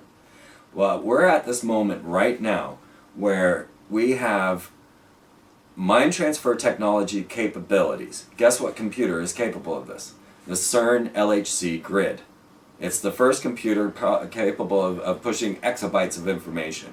And this is the only size of transmission information that can clone a human brain. It would also have to be a quantum-based computer in order to do this. It is a super cloud or a super grid that is formed of 200,000 interlocked computers, all in 33 nations, all with direct fiber optic lines. And it is the first computer that's capable. And of course, CERN was the one who created the World Wide Web in the first place. Yeah. Now the grid is beyond that, right? This is direct fiber optic lines that are all linked, and information system. So what we have right now going on around the planet is we have the Jesuit priests with CERN talking about aliens and trying to punch a hole into the other dimension, right? Where the CERN scientists said themselves, something may come through. Their corporate logo is 666 with a hyperdimensional portal. Meanwhile, we're putting up ionospheric heaters such as iSCAT, HARP, and SURA all around the globe, right? And these are massive radio frequency transmission devices that are capable of manipulating the weather, causing earthquakes, changing migration patterns, and messing with your head. And generally fucking up our poor cetaceans. But on top of that, they can also transmit Dorito commercials to Ursa Major, as they did with the iSCAT in Norway. It was a big promotion that they had. And they sent a Doritos commercial to Ursa Major. So now if you couple this, all this technology, NASA is putting up a new deep wave space guide antenna in Australia, next to where they already have the Boeing VLF array, which caused a big droid eye to open up in the satellite relays, satellite imagery. You can see all this in my Space War news. We now have the technology to take somebody's brain and transmit it to another star, to another system. They simulcast the day the Earth stood still. When it was out in theaters, they were simulcasting it to Alpha Centauri. Now that movie says, Earthlings are so screwed up, we'll never fix ourselves, just kill us. You know, unless you know Klaatu, Varata, and Niktu, right? But they want to simulcast this movie to the closest known inhabited civilization in our galaxy, while showing it to us on the films. And man, once you get into Hollywood, it just gets scary. Oh well, yeah. I mean, Hollywood. You're looking at a situation where anybody that I've dealt with that's dealt with Hollywood, Jordan Maxwell, and there's a ballet dancer who's a good friend of a director that I know, who's corroborating all of this. It's completely up to its eyeballs in Satanism, and if you're not involved in one of these secret groups, that you're just not going anywhere. Well, there's no doubts. This website's so messed up. I wanted to show you this because this ties right into that ancient technology of the future. 1996, they came out with SG-1, the idea of transmitting souls through a stargate, and they become, and end up on another star system. 1996, this came out, and when you see in the credits, it says, "We greatly acknowledge the cooperation of the United States Air Force, Department of Defense, and United States Space Command," or the U.S. Space Force, in the creation of SG-1, right? Now, there's so much reality in SG-1, right? A lot of things and a lot of fluff to keep you not believing in anything. But one thing you'll notice is that the SG-1 characters are identical to the Obama administration. They're identical. Look, you can see that each character was portrayed before they came into our attention. Yeah. And Akhenaten, or Obama, becomes then the character Apophis. Now, what are the odds that the moment Obama comes into office, they declare that he has to save the world from Apophis, an incoming asteroid that's about to destroy planet Earth in 2029 or 2036, or not at all. They're not sure. But they're using this asteroid to foment the weaponization of space. Well, I'm sure you've seen the footage of the huge flippin', I don't know whether it's an asteroid or a comet that got shoved off our path by a bit of sun. The sun had I don't know what the exact specific term for it was, but it had a sort of a solar flare, and it just hits this this giant asteroid and or comet and shoves it right out of our orbital path. So that's the exact thing. Yeah, you can see and this is straight from the SOHO satellite. Yeah. And this was actually back in '99. When I was watching very closely in Sun Cycle 23. Now we're up to 24 and we're seeing all kinds of strange stuff. Right now, at this moment, a giant ring is forming around the sun, a coronal mass ejection that we've never seen. It's formed an entire ring around the sun, and if this thing goes off, we're done. I mean, it's over. Yeah, I know that this is one of the things that a number of people have been talking about, and this is supposedly the reason for some of the high atmosphere chemtrailing, not so much the low atmosphere stuff. But well, that brings you to the Norway spiral. Yeah, which is an amazing in and of itself. There's sort of a HARP facility there. Yeah, I'm the one person that can explain to you what occurred. Why, I don't know. Well, I would like to know. Yeah, I would very much like to know. Right here is, and we'll get you images of this. This is the VLF array in Australia. And as I was starting to talk about it being used in Australia and the fact that they can transmit to other solar systems, this big droid eye showed up in the satellite relay. And it happens to correlate exactly to the location of the VLF array in Australia. Mm-hmm. And so then we've had some anomalous earthquakes and things of that nature while that was going on. One of them actually occurred right when the BP oil explosion happened. The Norway spiral, and you can see this in my film Obama Alien Invasion, which is one of my YouTubes. I had an insider bit of source on this whole thing. I had received word from Rosalind Peterson at California Skywatch, who is a major opponent to chemtrailing. You might have probably seen her posters all around that say, "Up in the sky, look up in the sky," and they show all the different variations of chemtrails. Well, she gets reports and keeps up to date, and she passed on to me that they were going to launch the Cloud of Care from Wallops Flight Facility, which is also known as Mars. And this is the launch facility in Virginia. And so I find out about the CARE. This is the Charged Aerosol Release Experiment. And I watch it launch. Well, lo and behold, the news says, wow, something opened in the sky. It looked like a big blue beam came out of a hole in the sky and then sucked itself back up. And we think it's aliens. And that's what the news said. Meanwhile, I'm covering the launch live on my radio show, saying, here goes the Charged Aerosol Release Experiment. You can watch it live on NASA TV. The news is saying, oh, we have no idea what happened. And I cover the whole thing. It's an aluminum oxide cloud that was deployed at 173 miles up into the atmosphere, which is just the exact height of the International Space Station, which is about 183 miles up. And they launched this aluminum oxide cloud up in the ionosphere, announced it to the public, but no one was paying attention, and said they were testing noctilucent clouds. Well, after this happens and all the alien stuff the news put out about it, then next thing you know, Barack Obama's going to get his Nobel Peace Prize. And just in the morning before his Nobel arrival, this opens up in the sky. And it's clearly a rocket that has been launched and is spiraling what I say a controlled out of control. It's spewing aluminum oxide out of the side of the fuselage to make the rocket spiral, and then that spiral is then pulsed by the iSCAT or the Solvabard antenna array from the ground. And so what you see with the blue spiral, that is aluminum oxide, which is the base element of sapphire. And that's why it's blue. And that's why the people who described the Cloud of Care also saw a blue spiral coming out of it, but it wasn't in the video.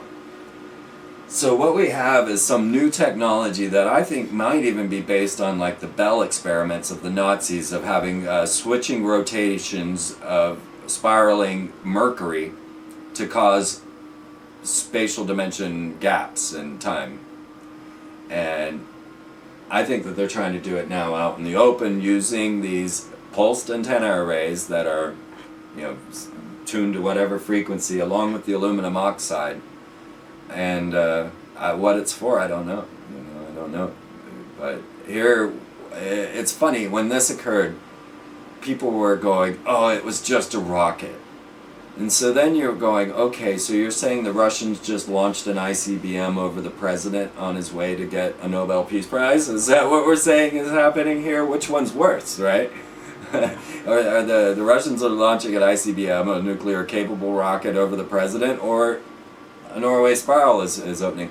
A lot of people try to take that to ET connections. I disagree wholeheartedly with any extraterrestrial connection, because you can watch the Cloud of Care, and not only that, you can watch the same thing being formed in China, another one the next day in Russia, same thing, one over America, one over California. I've got them all listed here, and you can just follow them along, that these are new experiments going on. Like, here's the one in Russia that happened right afterwards. And Not to mention that around that same time you had the giant pyramid over Moscow. it was the same day, yeah, that evening, the giant pyramid floating over Moscow, yeah, which is also in the article. That was a very strange day, for sure.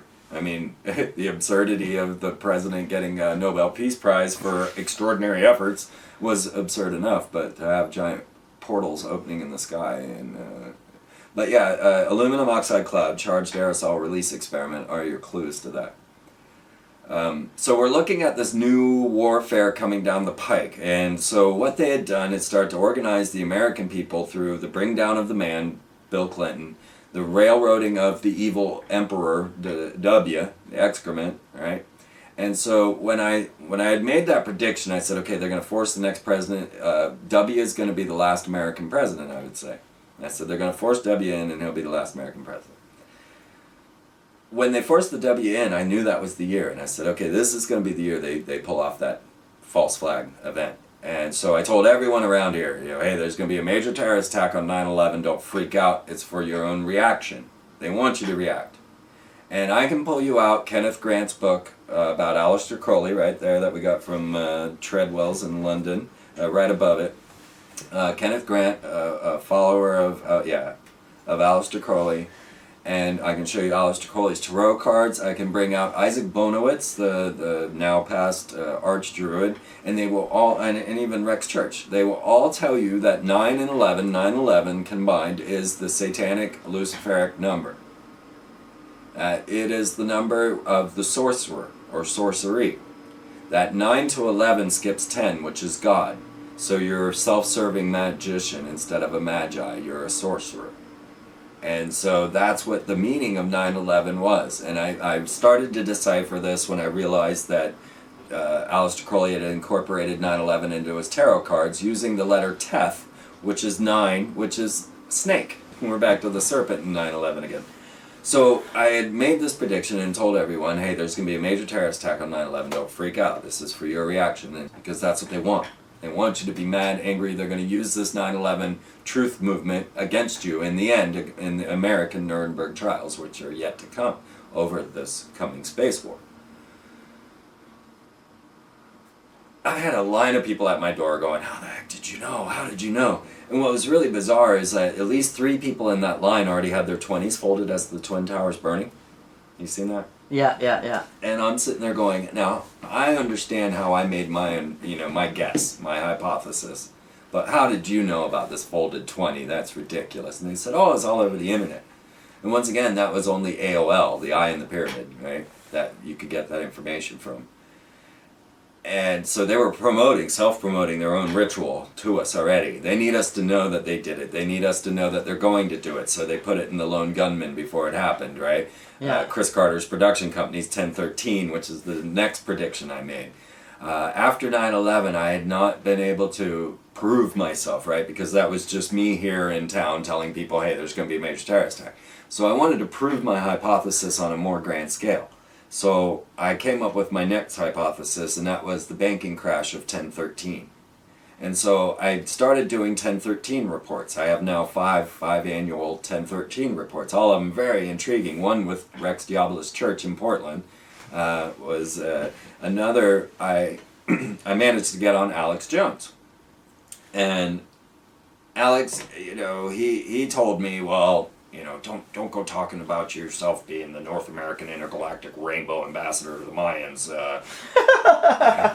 and don't talk about aliens and UFOs, and don't make any rigid, strict predictions or dates or anything like that. And so you could go watch it. I did each of those things. I'm like, well, yeah, Alex, I'm the North American Intergalactic Rainbow Ambassador to the Mayans. Because that's what they asked me to be. They asked me to come and tell the world that the world's going to crumble and they need help to get into their subterranean chambers. But I wanted to make that prediction. I wanted to make one where I did it live because I didn't do it with 9/11. So I went on Alex Jones and I said, well, look, the next 9/11 is going to be 10/13. And I had a number of reasons of why, because I watched symbolic gestures. And 10/13, of course, is the date of the papal bull that brought down the Knights Templar. It was Friday the 13th, 1307, 10/13, October 13th. And so this also started being highlighted when W met with the Pope, and they met in St. John's Tower. And this was the patron saint of the Knights Templar. And when they met with when he met W and then gave a speech at Ground Zero, it was on Friday the 13th. And they kept making all these little subtle, suggestive, symbolic gestures. And so I realized and cited on 10/13 as the next major event, and I announced it on Alex Jones, and no one noticed. The headline for USA Today, or not USA Today, but in Austin, Texas, I should just leave the website alone. The headline in Austin, Texas was 10/13 bigger than 9/11. I have the headline on my website, right? And I said, I told you. And then the whole coding of the Templar being our fiat currency, the taking down of the fiat currency on the 10/13 date. Yeah. And yeah, I did it. And no one noticed. So that was my other one. But then the final one was to say that Bush would be the last American president, predicting the birther movement. Because I knew they would need a birther movement, an ineligible president, to bring down the Constitution, which was the final step. So if they could get everybody behind this ineligible president and then say, oh my God, he's ineligible, then they would open the Constitution for revision, and that opens it for all revision. And that's what they've been trying to get, is this CON, or Constitutional Convention. And so I predicted the birther movement, and that you can still see on my website before it ever happened.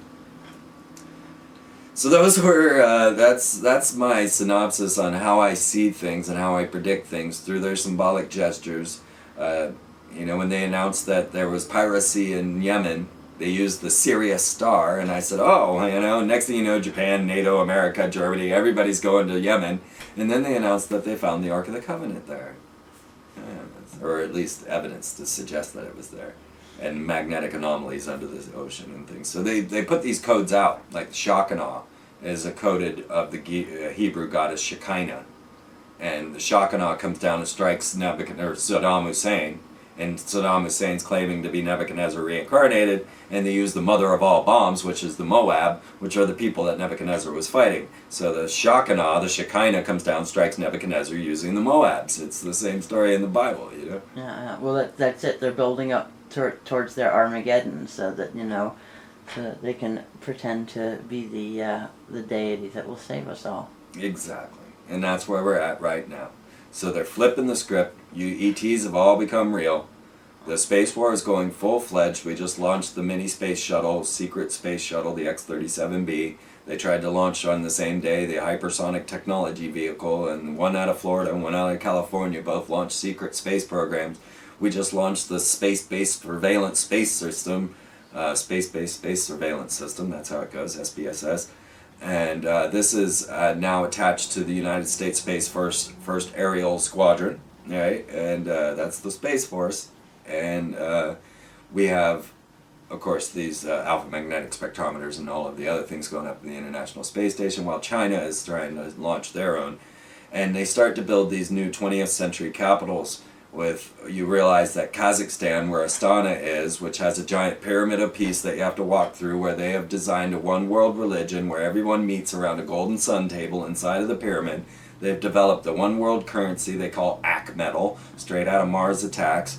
And they've got these blazing twin towers as you walk through the Pyramid of Peace into Astana, who from the view from satellite was the exact sigil of Solomon's seal to bind spirits, which is the same seal used to make the Bicentennial Mall in Nashville.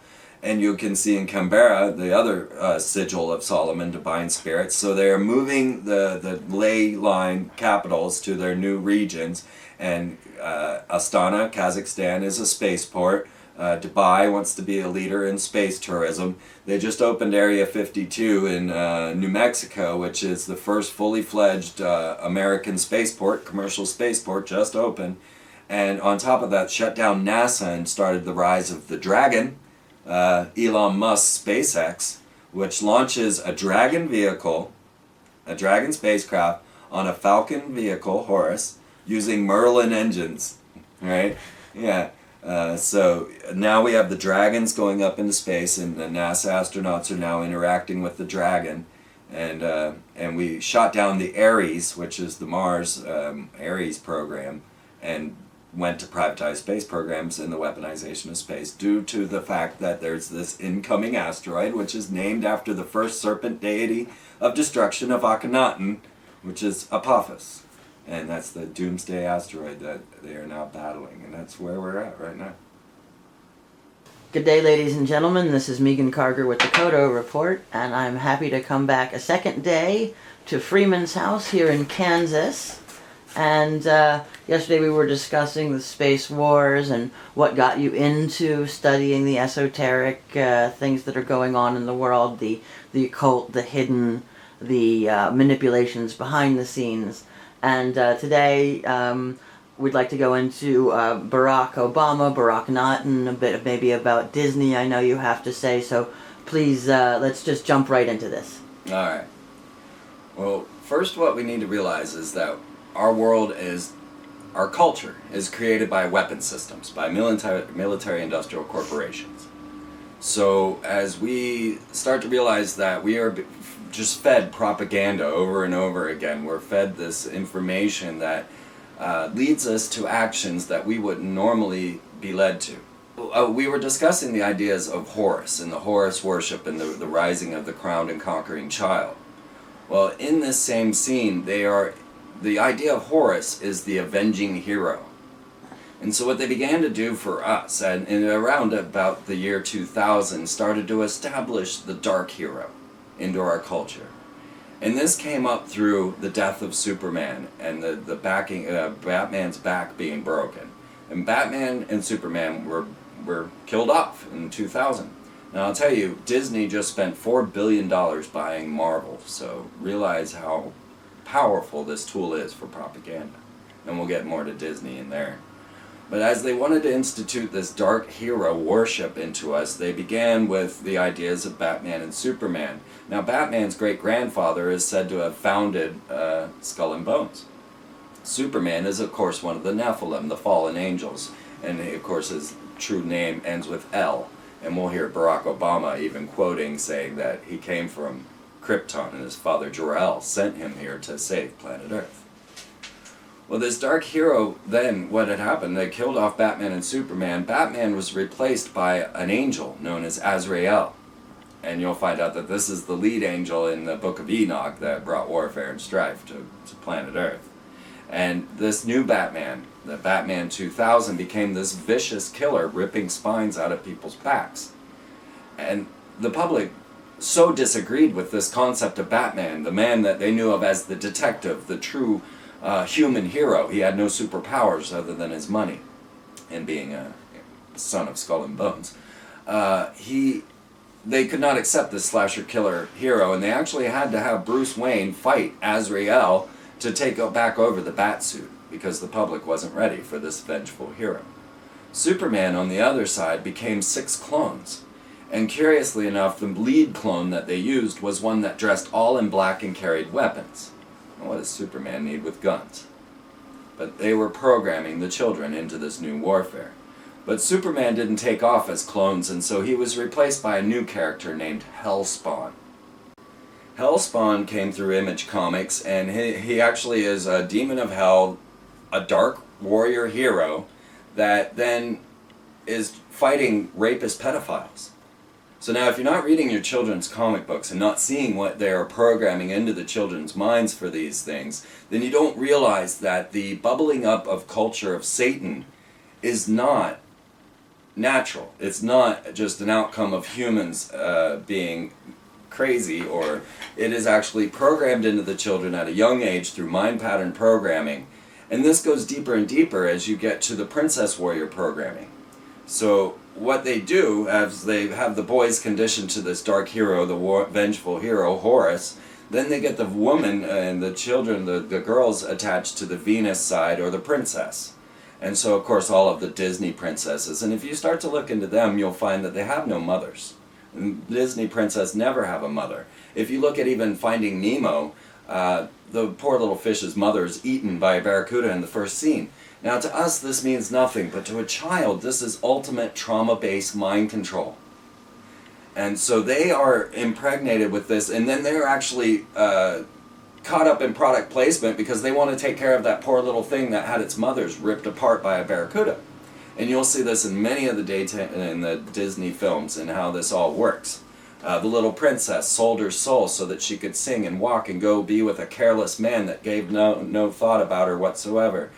She sold it off to the Black Witch. You know, these are the type of programmings that we just take as entertainment. But this is a weapon system. And so the Princess Warrior programming has taken off now, and if you walk into your stores, you walk into your Sun Sign or your Pentagram, I mean Target or Walmart, and you walk down your aisles, you're going to find a pink aisle and a blue aisle in the children's section. The pink is all princess programming. Now, if we look at this just a little bit, like Hannah Montana, Disney's latest, she has now come out as a fallen angel and is now the full-fledged Miley Cyrus. And they, of course, brought her out into the public as this new persona by putting her on a stripper pole on top of an ice cream car at a Teen Music Awards. You know, so they showed the children that here you are, Hannah Montana, you're coming out of a trailer and getting on a stripper pole. And this is all produced to you by Teen Music Awards and Walt Disney. Understand what they're doing. So what they've done with Hannah Montana is she's telling you that there's the Miley Cyrus, the little lowly you. And then there's the secret star, the celebrity, Hannah Montana. And never the two shall meet. And so they program into the children the lowly you and the elite so that they can continue on. So that we always see them as real. Because this is their true power. The magicians, as I call them, the sorcerers, they actually manipulate our very minds through making themselves real. Like, what would the queen be without her little orb in her palace? She'd just be another little old lady in her house who would listen to her. But the manifestation of magic is making it real. As Hitler would get all of the people clustered together at night and put on these massive performances with scheduled banners and all of the things to make the situation real. And that's their true power. That's why they build all the biggest buildings, so that they are then absolutely known to be there. So we have this Princess Warrior programming going on that has now conditioned the children into warfare, and we're moving steadily towards World War III through a manipulation of the politics and the satanification of America, if we could put it that way. Because when you start to look at this picture, and a lot of this culture started to come up and bubble to the surface through a TV series and Married with Children. And we watched kind of the degeneration of the American culture through the TV station known as Fox. Now, Fox just happens to be the only word in the English language that equals 666 numerologically. F is the 6th letter, O is the 15th letter, 1 and 5 equals 6, and X is the 24th letter, 2 and 4 making 6, so 666, Fox. You even had a Lucius Fox character in your Batman, The Dark Knight. I mean, they are programming this into us. Well, so in walks Barack Obama. Now, the very name Barack Obama in the language of Jesus, in Aramaic, Barak Bama, means lightning from the heights. Now this is the very description of Satan in the Bible. So now we have a president named after what the appellation of Satan. I mean, if Jesus had said, and Satan fell like lightning, he would say, and Satan fell like Barack Obama. And he rides around in a limousine that they call the Beast. Now, if you look at this, he clearly, when you take his catchphrase, yes we can, and you reverse that, it clearly becomes, thank you Satan, without even any manipulation. You just flip the audio over, and yes we can means thank you Satan. Thank you, Satan. Thank you, Satan. We're gonna spread happiness. We're gonna spread freedom. Thank you, Satan. Obama's gonna change it. Obama's gonna lead Thank you, Satan. 'em. We're gonna change it Yes, we can. and rearrange it. Thank you, Satan. So we can see our familiar lines actually run deeper than just presidents and oligarchies and monarchies. We can see that our bloodlines run through all of the celebrities as well. You can see that Hillary Clinton is related to Angelina Jolie. All right, Hillary Clinton is related to Angelina Jolie, who is now a UN Special Peace Ambassador, and Brad Pitt is supposedly related to Barack Obama. Britney Spears is related to John McCain, and Barack Obama is related to all of them through George Bush and Dick Cheney and Hillary Clinton.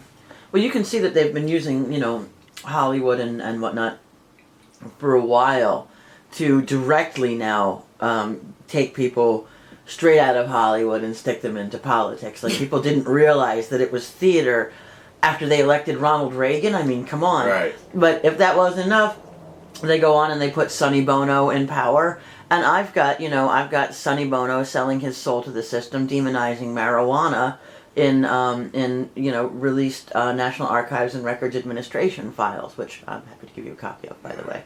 And who's running now but Will Smith?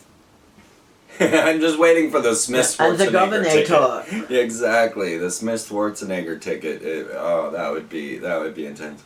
Our whole show is a parody of existence right now, a parody of reality. It's so surreal, it's hard to even believe. I point out reality to people all day and night, and they think I'm talking crazy talk. It's simply reality. Well, Tom Lehrer stopped performing parody after Ronald Reagan was elected because he said that was the point at which parody and reality merged. There you have it.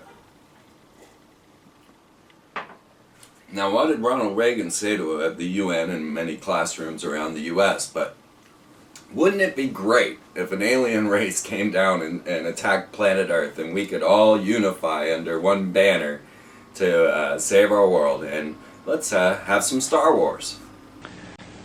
I couldn't help at one point in my discussions privately with General Secretary Gorbachev, when you stop to think that we're all God's children, wherever we may live in the world, I couldn't help but say to him, just think how easy his task and mine might be in these meetings that we held if suddenly there was a threat to this world from some other species from another planet outside in the universe. We'd forget all the little local differences that we have between our countries, and we would find out once and for all that we really are all human beings here on this earth together. Well, this was the plan and the operation that was going down. Now, we can follow quite a system of the plan that's unfolding when you see that Richard Nixon and Henry Kissinger had come together to establish the UN regions of America. And so we have America broken down into 10 regions governed by the UN. But it took much time and preparation to get this going, and it wasn't until Henry Kissinger got to Canberra and established the Pyramid Palace, the Parliamentary House, and now Barack Obama has announced that there will be 10 regional governors to America. So as the story begins to come into play and come under the picture, we find out that they have this plan that Werner von Braun gave us. And Werner von Braun said, well, first there'll be the Red Scare, and this will help the weaponization of space. And this is what the purpose of the Red Scare was, is to build up the systems to weaponize space. This is what Ronald Reagan was discussing in his Star Wars, or his Space Defense Initiative. Then, Werner von Braun said that we would use asteroids as the follow-up to terrorism. And after terrorism, asteroids came aliens. And so that's where we're actually at this moment, because as we can see, Barack Obama was brought into office to foment this space war. Now, Barack Obama, his name meaning lightning from heaven, his phrase, yes we can, clearly saying, thank you Satan, and he's riding around in the beast. Meanwhile, Lady Gaga is performing death and blood rituals on American Idol. And we are seeing the Satanization of America, so that the rest of the world, when they look over to America, go, well, this is what happens when you give people freedom. They turn into evil Satanists. And that way, they are given the free license to attack America. And they are fomenting this through many ways. Now, first of all, the 9/11 Truth Movement is a great way to bring about the downfall of America. If we would have the American Nuremberg trials. The 9/11 Truth Movement is not just led by Alex Jones or We Are Change, it's also heralded by Hugo Chavez and Ahmadinejad. So realize that this has been a global move to have an open attack on America, and so now we have placed a president into office that no one knows who he is. Now, as I had outlined before, we had the idea of President Bill Clinton being taken down, the man of the people. And then that was taking down the person. The next part was to force in the W, the excrement, the 66. And that was done intentionally to make people angry and lose faith in the system. So first the man, the system. So next the Constitution. And so what you do is you bring in a president that's ineligible. So lo and behold, here comes Barack Obama. And we find out that his name isn't actually Barack Obama, it's Barry Soetoro. We find out that he's actually been a student in Indonesia's school when it was improper or impossible for an American citizen to be a student in an Indonesian school. So therefore, he is a non-natural born citizen. Now, he's tried to say that he was born in Hawaii, and they have received so many requests to see Barack Obama's true birth certificate, live birth certificate, that they just passed another law in Hawaii that you can no longer ask for Barack Obama's birth certificate. Okay? This man then is announced as a Kenyan. And they say that if you go to Kenya, you will actually see on the sign into Kenya that it says home place, birthplace of Barack Obama. Michelle Obama actually mentioned the fact that he was Kenyan born while speaking to the Gay and Lesbian Bi Society. When we start to get the picture all together, we realize that this man is actually just a creation. He's probably not even real. And we're going to understand where he comes from. So he was brought in to institute the space war and also the satanification of America, and so therefore all of his names and appellations go to Satan, and then we're also raised in the satanic belief system. And on top of this, we are now battling the asteroid Apophis, who was the first incarnation of Satan, because this was Akhenaten's serpent deity of destruction. So when we flash to our ancient past, we find that monotheism actually bubbled out of Egypt by a man named Akhenaten, who most believe, as they study him today, to be an alien. Because Akhenaten was shown to have massive hips, somewhat of a hermaphroditic body, and a massive cone head, along with all of his children. And that's not much different than the South Americans who had the habit of binding the skulls of infants so that they would grow elongated in order to honor the gods who appeared with these elongated heads. And they are finding so many of these skulls in Peru and around there that people are putting up just museums of them. Of these, yes. And some of them are quite clearly human, but I'm telling you, one or two of these have been found that are just wrong to be human. The proportions are wrong, and they're way too big even for a bound head skull. Exactly. Yes. Yeah. And we have to start thinking that way. That's where we're at today, is starting to think really like about extraterrestrials and the ideas that are being promoted. Okay, but back to Akhenaten's head. Yes, well, Akhenaten, he is a true mystery, as even Sigmund Freud believed Akhenaten to be Moses. Akhenaten came in and upset Egypt by starting monotheism, saying, "You will no longer worship this multitude of gods. You will now worship the sun, known as the Aten." But this Aten also had all of the gods incorporated inside of him. And each night, Ra would have to battle Apophis. It was originally known as Apep, but in Greek became Apophis. And I use that term because now Barack Obama is fighting Apophis. But this is the first creation of the serpent deity of destruction and the idea of monotheism.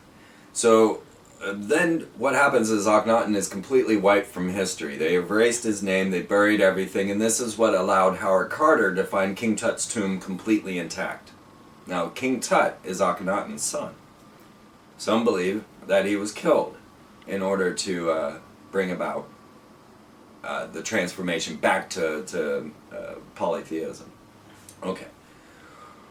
Akhenaten's tomb had not been believed to be found. There was a mystery, the KV-55 mystery, that said that they had found Akhenaten and Queen T, that found their graves. But they actually cloaked this under national security and would not allow any tests to be done on these mummies, and it never was determined whether KV-55 was Akhenaten or not. Okay, so yes, strangely enough, they put Akhenaten, or the mystery mummies, which they called the elder lady and the younger lady, and along with Akhenaten, who, when found, was determined to be female, and then determined to be male, by two separate doctors testing the mummy right as it was found. They found that the cartouches of Akhenaten had been cleared away, but they found Queen T's toilet there, so they assumed that they had found Queen T, which is Akhenaten's mother. She was the original Nubian princess that came in, and strangely looks amazingly like Michelle Obama. Well, I began to uncover the coming space war. I had gone through the satanic ramifications of Barack Obama, but to me this was just the ritual. What was the truth behind Barack Obama? Well, the truth is stranger than fiction, I'll tell you that. Because what we have found is that mummification saves a viable cell for cloning. We have known this forever and ever, since cloning began. That mummification has some special property that we cannot repeat. Right now, Lenin is rotting in Red Square because they don't know how to properly mummify him. And they're trying to determine whether they should bury him now or keep him as a rotting icon, and it's a big debate. But in ancient Egypt, in 3500 BC, or the 18th century, or the 18th dynasty, they were capable of mummification that saved viable cells for cloning. Well, they also had viable mummies found in South America as well. Sure, yeah. You know, so obviously this is a process that was known by more than one culture that are obviously, quite widely separated by an ocean, which goes back to, the potential for there being either, some sort of person teaching both of these cultures or evidence for a global culture, far earlier in our history than they're willing to admit. But back to viable cells. No, you're absolutely correct. And yeah, that's a big part of my study too, is bringing those two cultures together. Well, they put out a show called The Day After People, and they showed us that if the world had died through a catastrophe and aliens wanted to bring us back, this is Discovery Channel, aliens wanted to bring us back, there was only two ways, and that's cryogenically frozen people and mummies. And they could bring both of these back from the dead. So they've been dropping all these codes and little symbolic gestures to us. And lo and behold, here comes Barack Obama looking exactly like Akhenaten, most especially on his Time magazine photograph. I've actually taken the face of Barack Obama, split it in half, and put his face with the Time magazine with Akhenaten's face, and you can hardly tell I made the difference. I began to question whether Barack Obama was a clone of Akhenaten.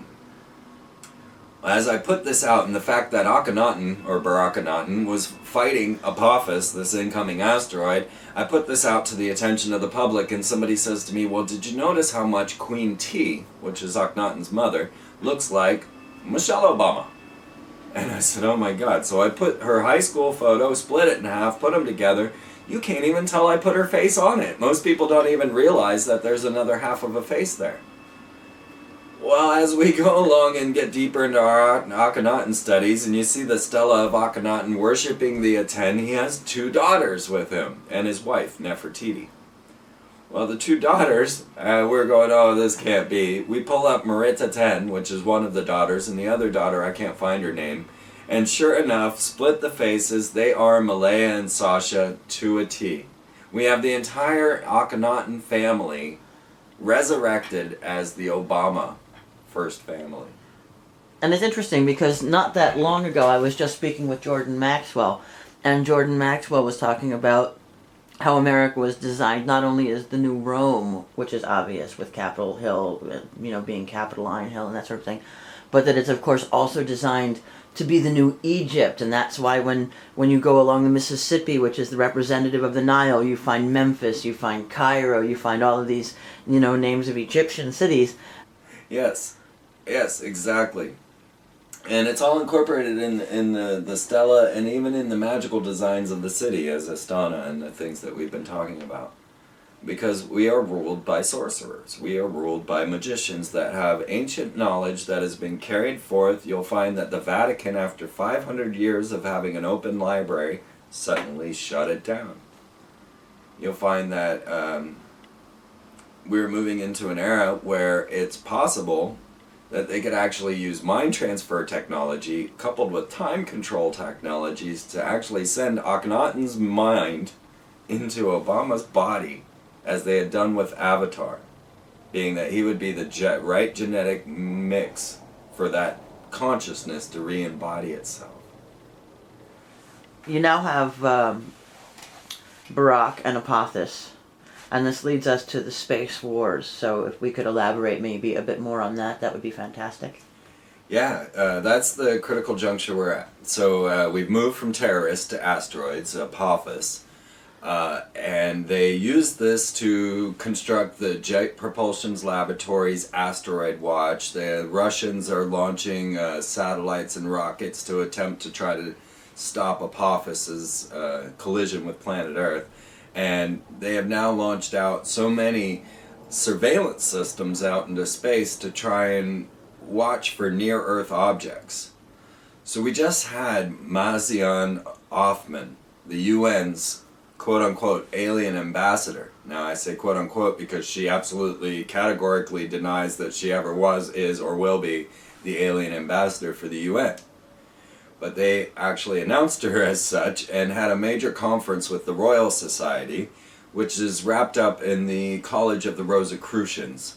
And Mazian Othman comes out to say that she was going to this conference on extraterrestrial civilizations and life that the Royal Society was putting out, but not as the alien ambassador, as BBC announced her, but as the person to speak on near-Earth objects. And so these near-Earth objects are now the buzzword all around, but we're moving from asteroids to aliens, so they're intermingling these two stories. So as we watch the alien agenda unfold, first we have the massive fireballs flying all over the US and around the world that are causing sonic booms and earthquakes. And these are very anomalous. They're supposed to be rare, but I've been tracking them for quite some time now in my Space War news. And what I had done was track these anomalous fireballs that didn't seem to have a bolide, no rock involved.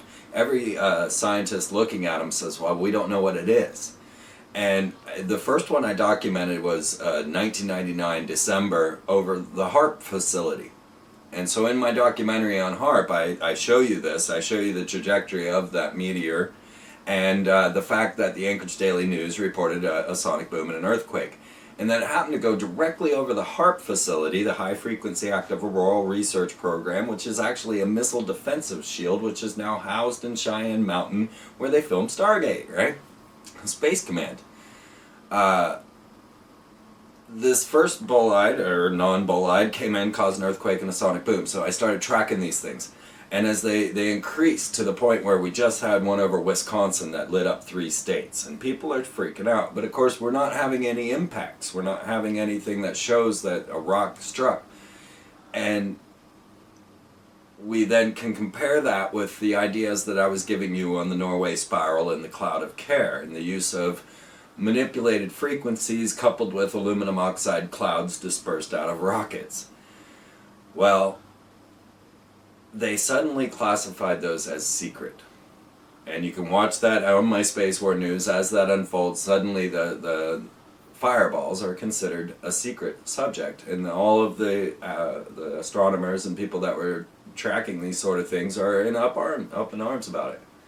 So here we are in the midst of that near-Earth asteroid, near-Earth object, weaponization of space. And so what they just did was launch the space-based space surveillance system.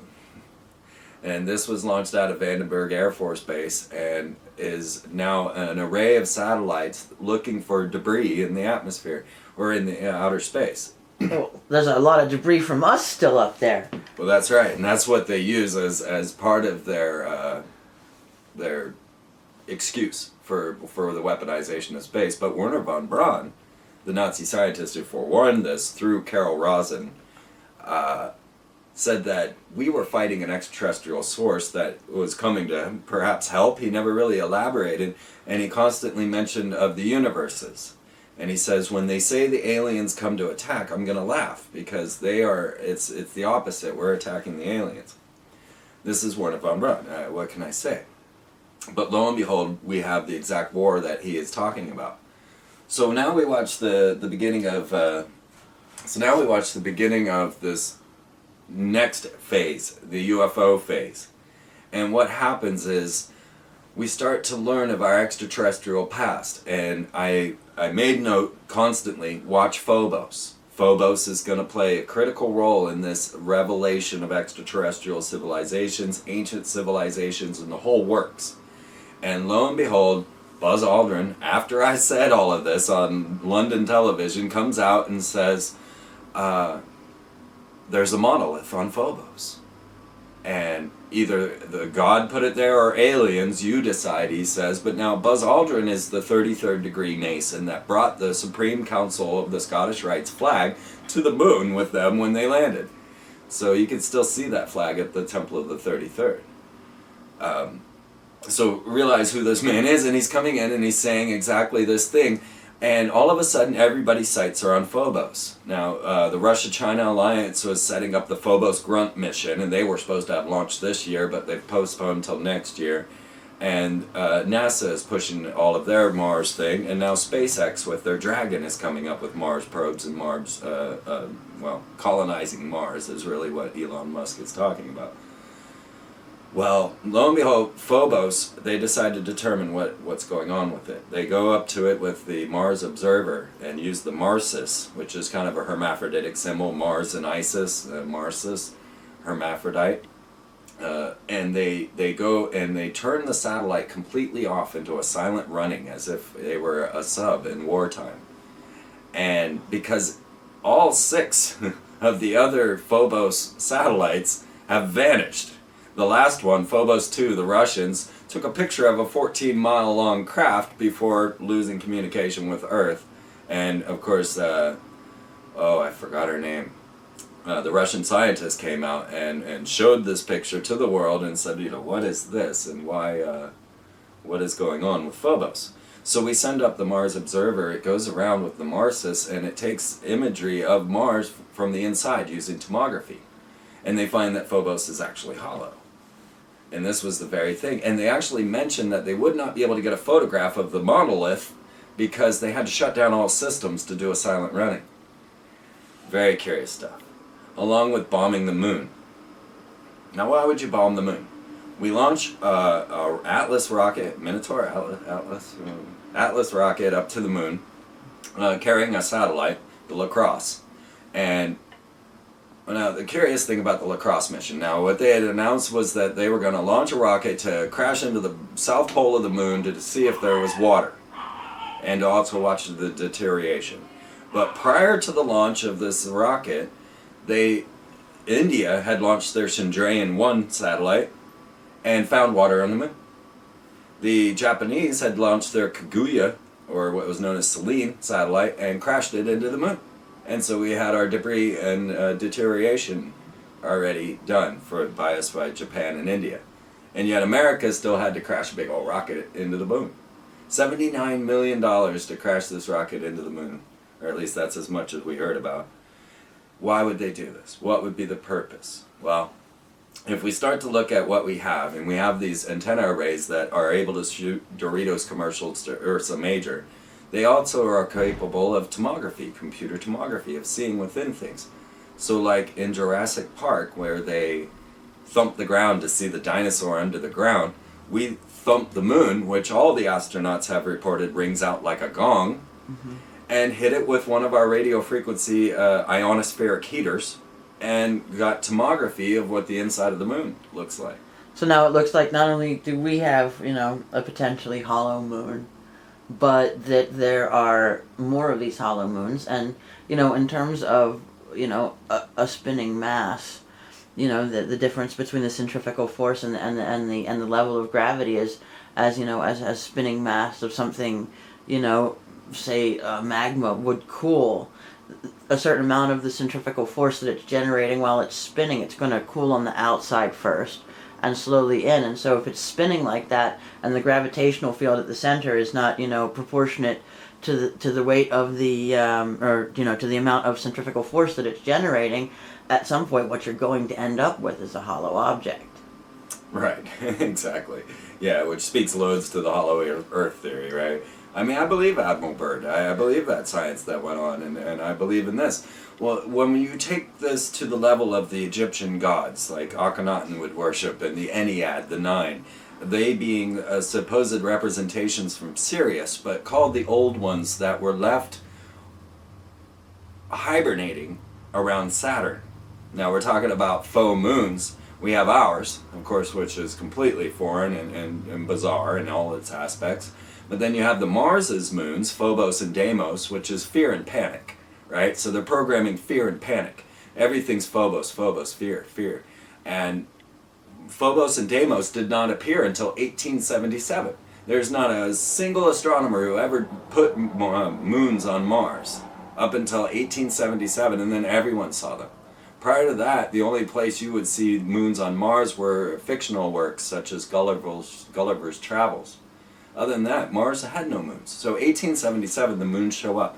At that same time, they established the U.S. corporation, the Columbia, and they also put Isis's needle on the Thames there in London on 1877, where they put the Masonic 12-inch rule inside of that. Now, which moon is the one that's got the belt all the way around? Well, that's what I was getting to. So now we find out that these Syrian gods, the fish people, the merfolk, were brought here and are contained in a moon connected to Saturn. And we find out that as the Cassini satellite came past the Saturn rings and took photographs of the moon Iapetus, it was the Death Star. To a T. It is the Death Star from George Lucas's Return of the Jedi, which was originally Revenge of the Jedi, and they were not ready to plant the vengeful hero yet. Right? So they changed the title to Return from Revenge. The moon of Mars, or of Saturn, Iapetus, is the Death Star. You can see the tetrahedral domes, you can see the seal, a 12-mile wide ring around the exact equator. You can see that the craters on the moon are falling in tetrahedral designs. So it's a creation, it's a false moon. And perhaps that's where the gods are hibernating, because it's absolutely ancient and deteriorated, right? So yeah, that's Saturn and the Saturn connection to the Syrians through the Ennead, the 9 gods of Egypt.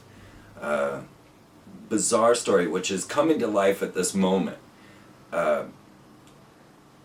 we are starting to see this awakening of Egypt and the Egyptian culture. Barack Obama went to the Great Pyramids, and when he met with Zahi Hawass, the head of the Giza Plateau, the general secretary, he told Barack that he looked very much like King Tut. And they started putting out these pictures of Barack Obama as King Tut. And Barack saw actually a cartouche with an image of an Egyptian in it with big old ears, and he says, "Oh, that one looks like me." And this is all after I'd called him Akhenaten. And so now he's in Egypt claiming to look like King Tut, who is actually Akhenaten's son. And I even thought, well, maybe they're trying to cover my story, because everybody heard of King Tut, but no one knows Akhenaten. And so they associated him to King Tut so that everybody wouldn't learn what I'm trying to tell you, and that is that he's that guy. Well, I mean, there's got to be a reason for the ancients' obsession with the stars. You know, the buildings are aligned with the stars. Everything is everything, and the detail in which, you know, they made these calendars, particularly in South America, but I mean elsewhere as well, you know, indicates that there's something more, you know, happening up there than modern man wants to acknowledge. And another group of interesting moons would be the ones on Jupiter, you know, Europa, Ganymede, Io. You probably can name them all. I don't think so, but No, you know, it wasn't amazing that they would announce they found life on Europa, and now we're at 2010, the year we made contact, right? Mm-hmm. And you're looking at, you know, a situation where we know they've got water on, you know, at least one of those moons. Mm-hmm. Well, they just found billions on our moon. Mm-hmm. And a Goldilocks planet, to say that there is other lifelike planets out there that we could inhabit. So as all of this starts to come into the consciousness, that opens the reality of extraterrestrials. But it also, when you take in extraterrestrials, accept that if they're here now, they've always been here. We have 14th century paintings showing flying saucers. We've got the ancient depictions. We have Aboriginal art. The rock art, yeah. And also in California and places like that, you know, things that, you know, I mean, when you look at what mankind was painting in the very first rock art, they were not representing things in a way that was abstract. They were representing things quite literally. You know, it's quite clear, you know, which ones are deer and which ones are horses, and, you know, which ones are different sorts of animals. And in these paintings, these rock art paintings are very particular. And so when you see certain rock art paintings of things that are appearing over and over again, people have talked about, you know, it being plasmic activity in the sky. People have talked about, you know, certain images, but certain images are most certainly, you know, to the modern viewer anyway, what we would classify as either aliens or astronauts. Yeah, absolutely. And all of the sculptures and everything else that I've gone and taken all the photographs of around the museums, you can see this. And this is the new paradigm that they are opening up, along with the ET studies. So it's kind of a parallel world that's going right now, where we have the ET studies such as the Royal Society's ET conference with Mazzy and Hoffman, the UN. We have the ET conference coming with, or we had with the Vatican, bringing together all of the ET biologists. And then we have NASA opening up with Linda Rothschild as their alien ambassador. And as this story runs along, we have the other story of abductions and the fear of aliens. We've got all the V coming out. We've got the event on TV, fear the aliens, understand the aliens. There are aliens. And then these meet up in two ways, in that they're reacting and interacting with us now, and they also have interacted with us in the ancient past. In addition to that, it also sets us up for a bunch of humans to masquerade as aliens and pull off the world's largest freaking false flag event. Right, but what if you know? So I think we've got the potential for all of the above. Sorry, right. Go ahead. Well, what if that faux alien invasion was actually alien in its origins, but in the ancient past? You see, they lay out a mythos like the Bene Gesserit witches in Dune that then they fulfill. Mm-hmm. And so we have this whole message to unfold, and now we have Maitreya running around, and I can show you that what they call Maitreya's star is actually an experiment or a you remember GoldenEye? That is called the New Light experiment, and it's a giant solar array that opens up and can radiate the sun down back on the Earth. And when you look at what they call the Maitreya's light, and they look at the New Light experiment, you'll see that it's actually a satellite transmitting what looks like a star in the sky. So we do have the religion boiling up out of this because it's the Armageddon. We've got the satanic president and the satanic culture of America. We have then the rise of the space war along with the war crimes. So you have the space war is a war crime. Bombing the moon was a war crime. It absolutely is forbidden by the UN Space War Treaty, right? So we have broken treaties left and right. The SALT II treaty was busted. The Strategic Arms Limitation Treaty when we built a missile defensive shield, removing the concept of mutual destruction. Because if you have a force field, then you no longer have the threat of mutual destruction. You can destroy a place and retaliate and not be retaliated on.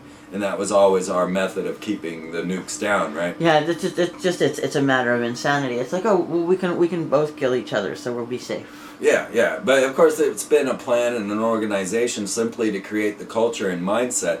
As we were run under desks to fear the incoming nuke, the UK has just started UFO crash drills in their classrooms with police officers in the office to show them how to properly investigate the UFO crash. This went on.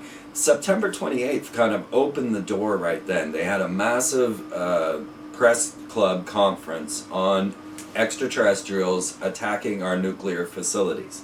They pulled out, I don't remember, about 200 eyewitnesses. It was all broadcast on CNN.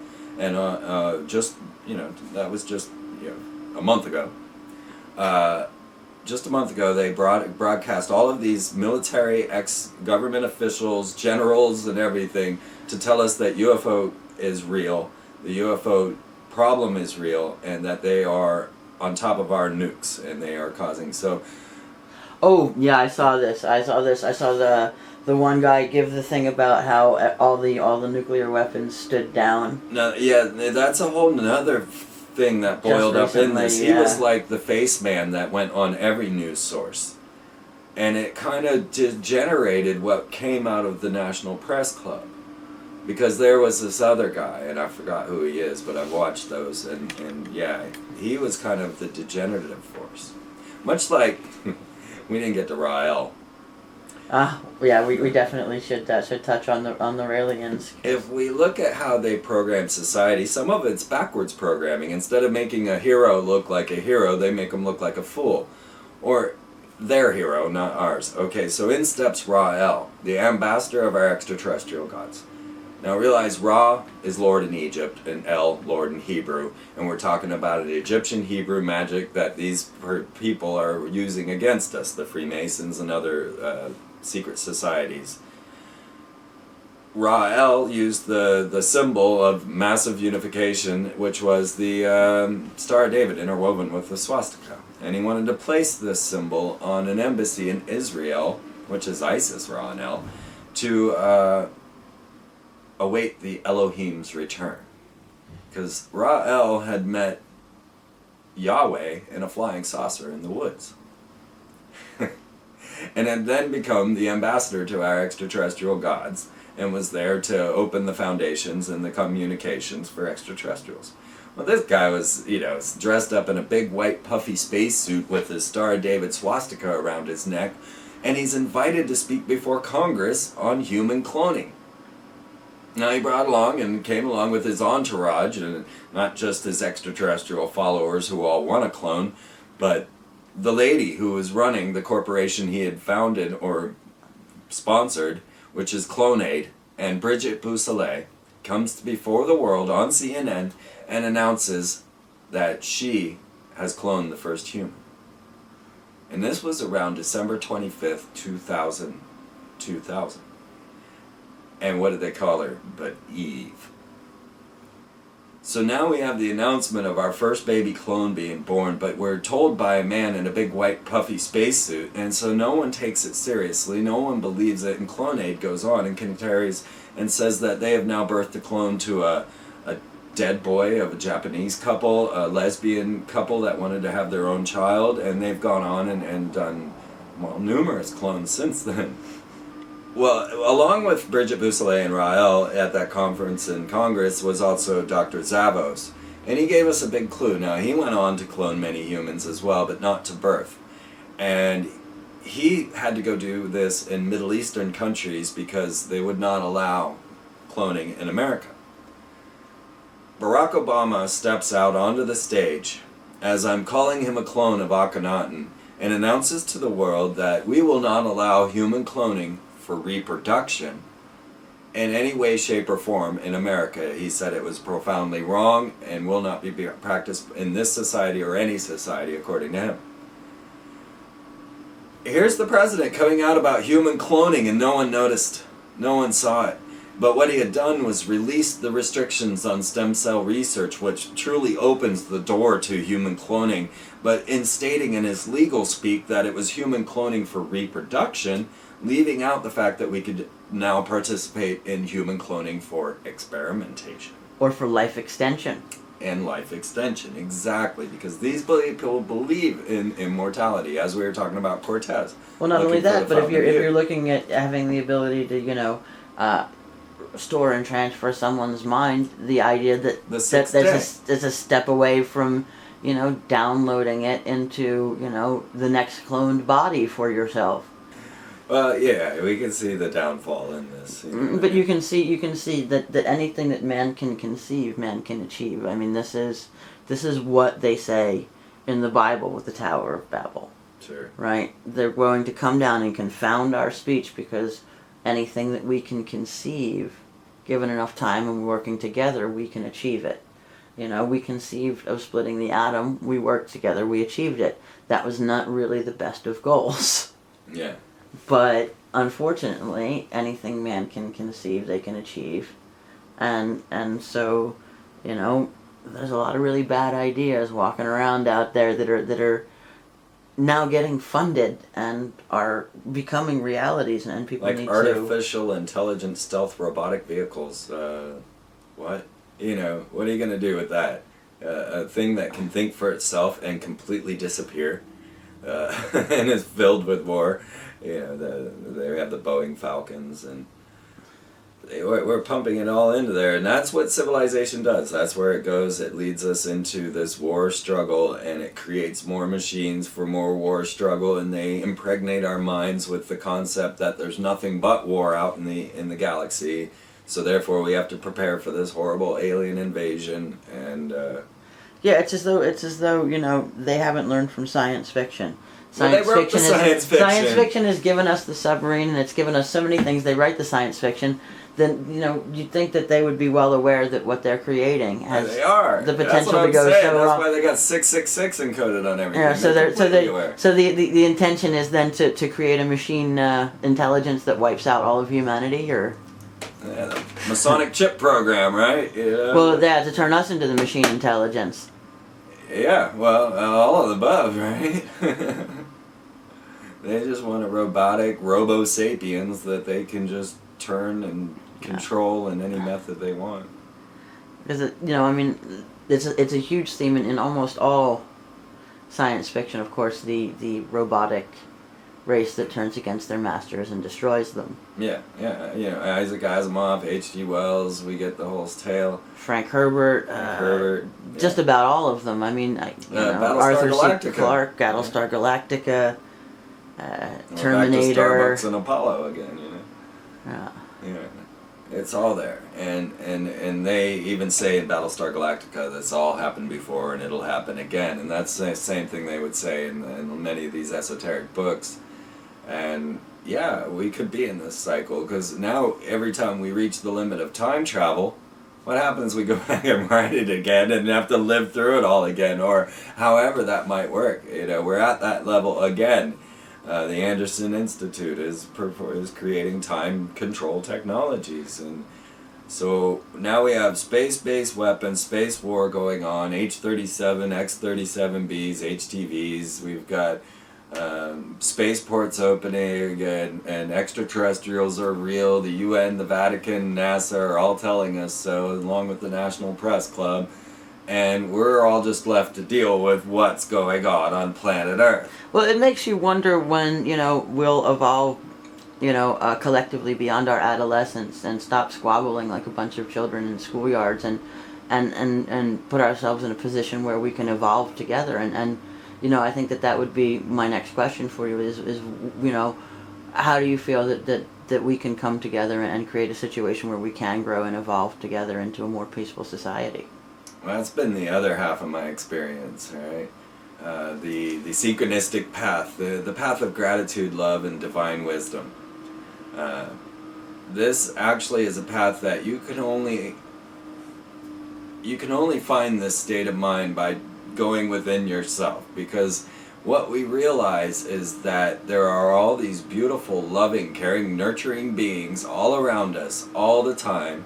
No one's jumping you in the grocery store. Nobody's running you down with their car. They will pick you up if you stumble. Humans are inherently good. They have had to use all of this mind control to condition humans to kill one another. Prior to this, when you went to warfare, the men would shoot away and shoot above because they did not want to kill. Yeah, there's evidence to suggest that something like the number of people that actually shot in the direction of the enemy was something like 20%, and that those that shot to kill was actually a significantly smaller percentage. And they've got our kill ratio way up, but as a result our troop suicide ratio has skyrocketed as well, because they're now programmed to kill in such a way that it becomes a muscle reflex. And instead of having a situation where they're reflecting before they pull the trigger, they're now reflecting afterwards, and that's why you're seeing these skyrocketing suicide rates. Well, how about this? EA, Electronic Arts, EA, the secret name of Enki, put out a game named Rage, which is all about Apophis crashing into planet Earth causing zombies, so you have to get in your little CGI world and kill all of these beings in their war training video games. And EA, Electronic Arts Games, is being bought out by Walt Disney. I mean, you can just look at it. It's right there. It's all written in stone, and they don't lie. They put it right before you all the time. We're capturing your imagination. We're making new memories. We're programming your mind.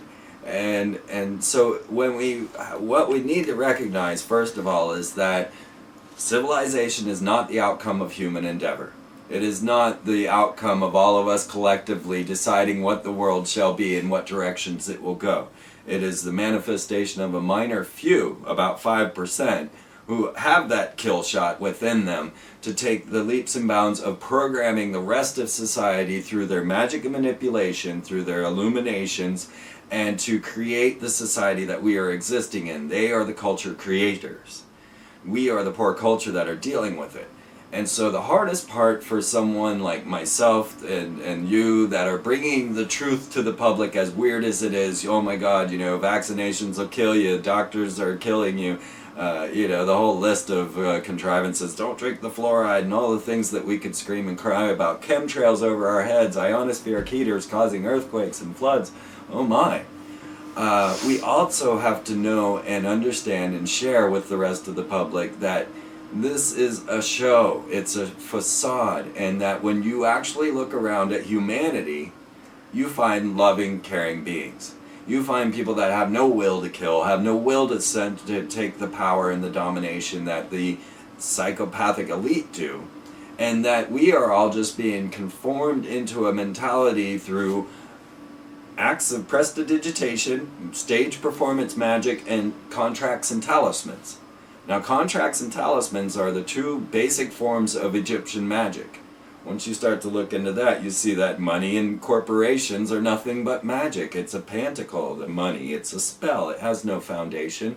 It's all a belief system, along with corporations, which are simply a contract. And a contract is merely a magical communication with the ether to say that we exist. And now we've manifested these golems, these immortal beings that have all the rights and privileges of a man and a woman. And yet here we are with corporations and all of their signs and sigils all around the globe, and we're trying to believe, once you find out that they're all Masons at the core, that this is the outcome of human endeavor. It's not. So the answers lie in our recognition of this, that this is not we.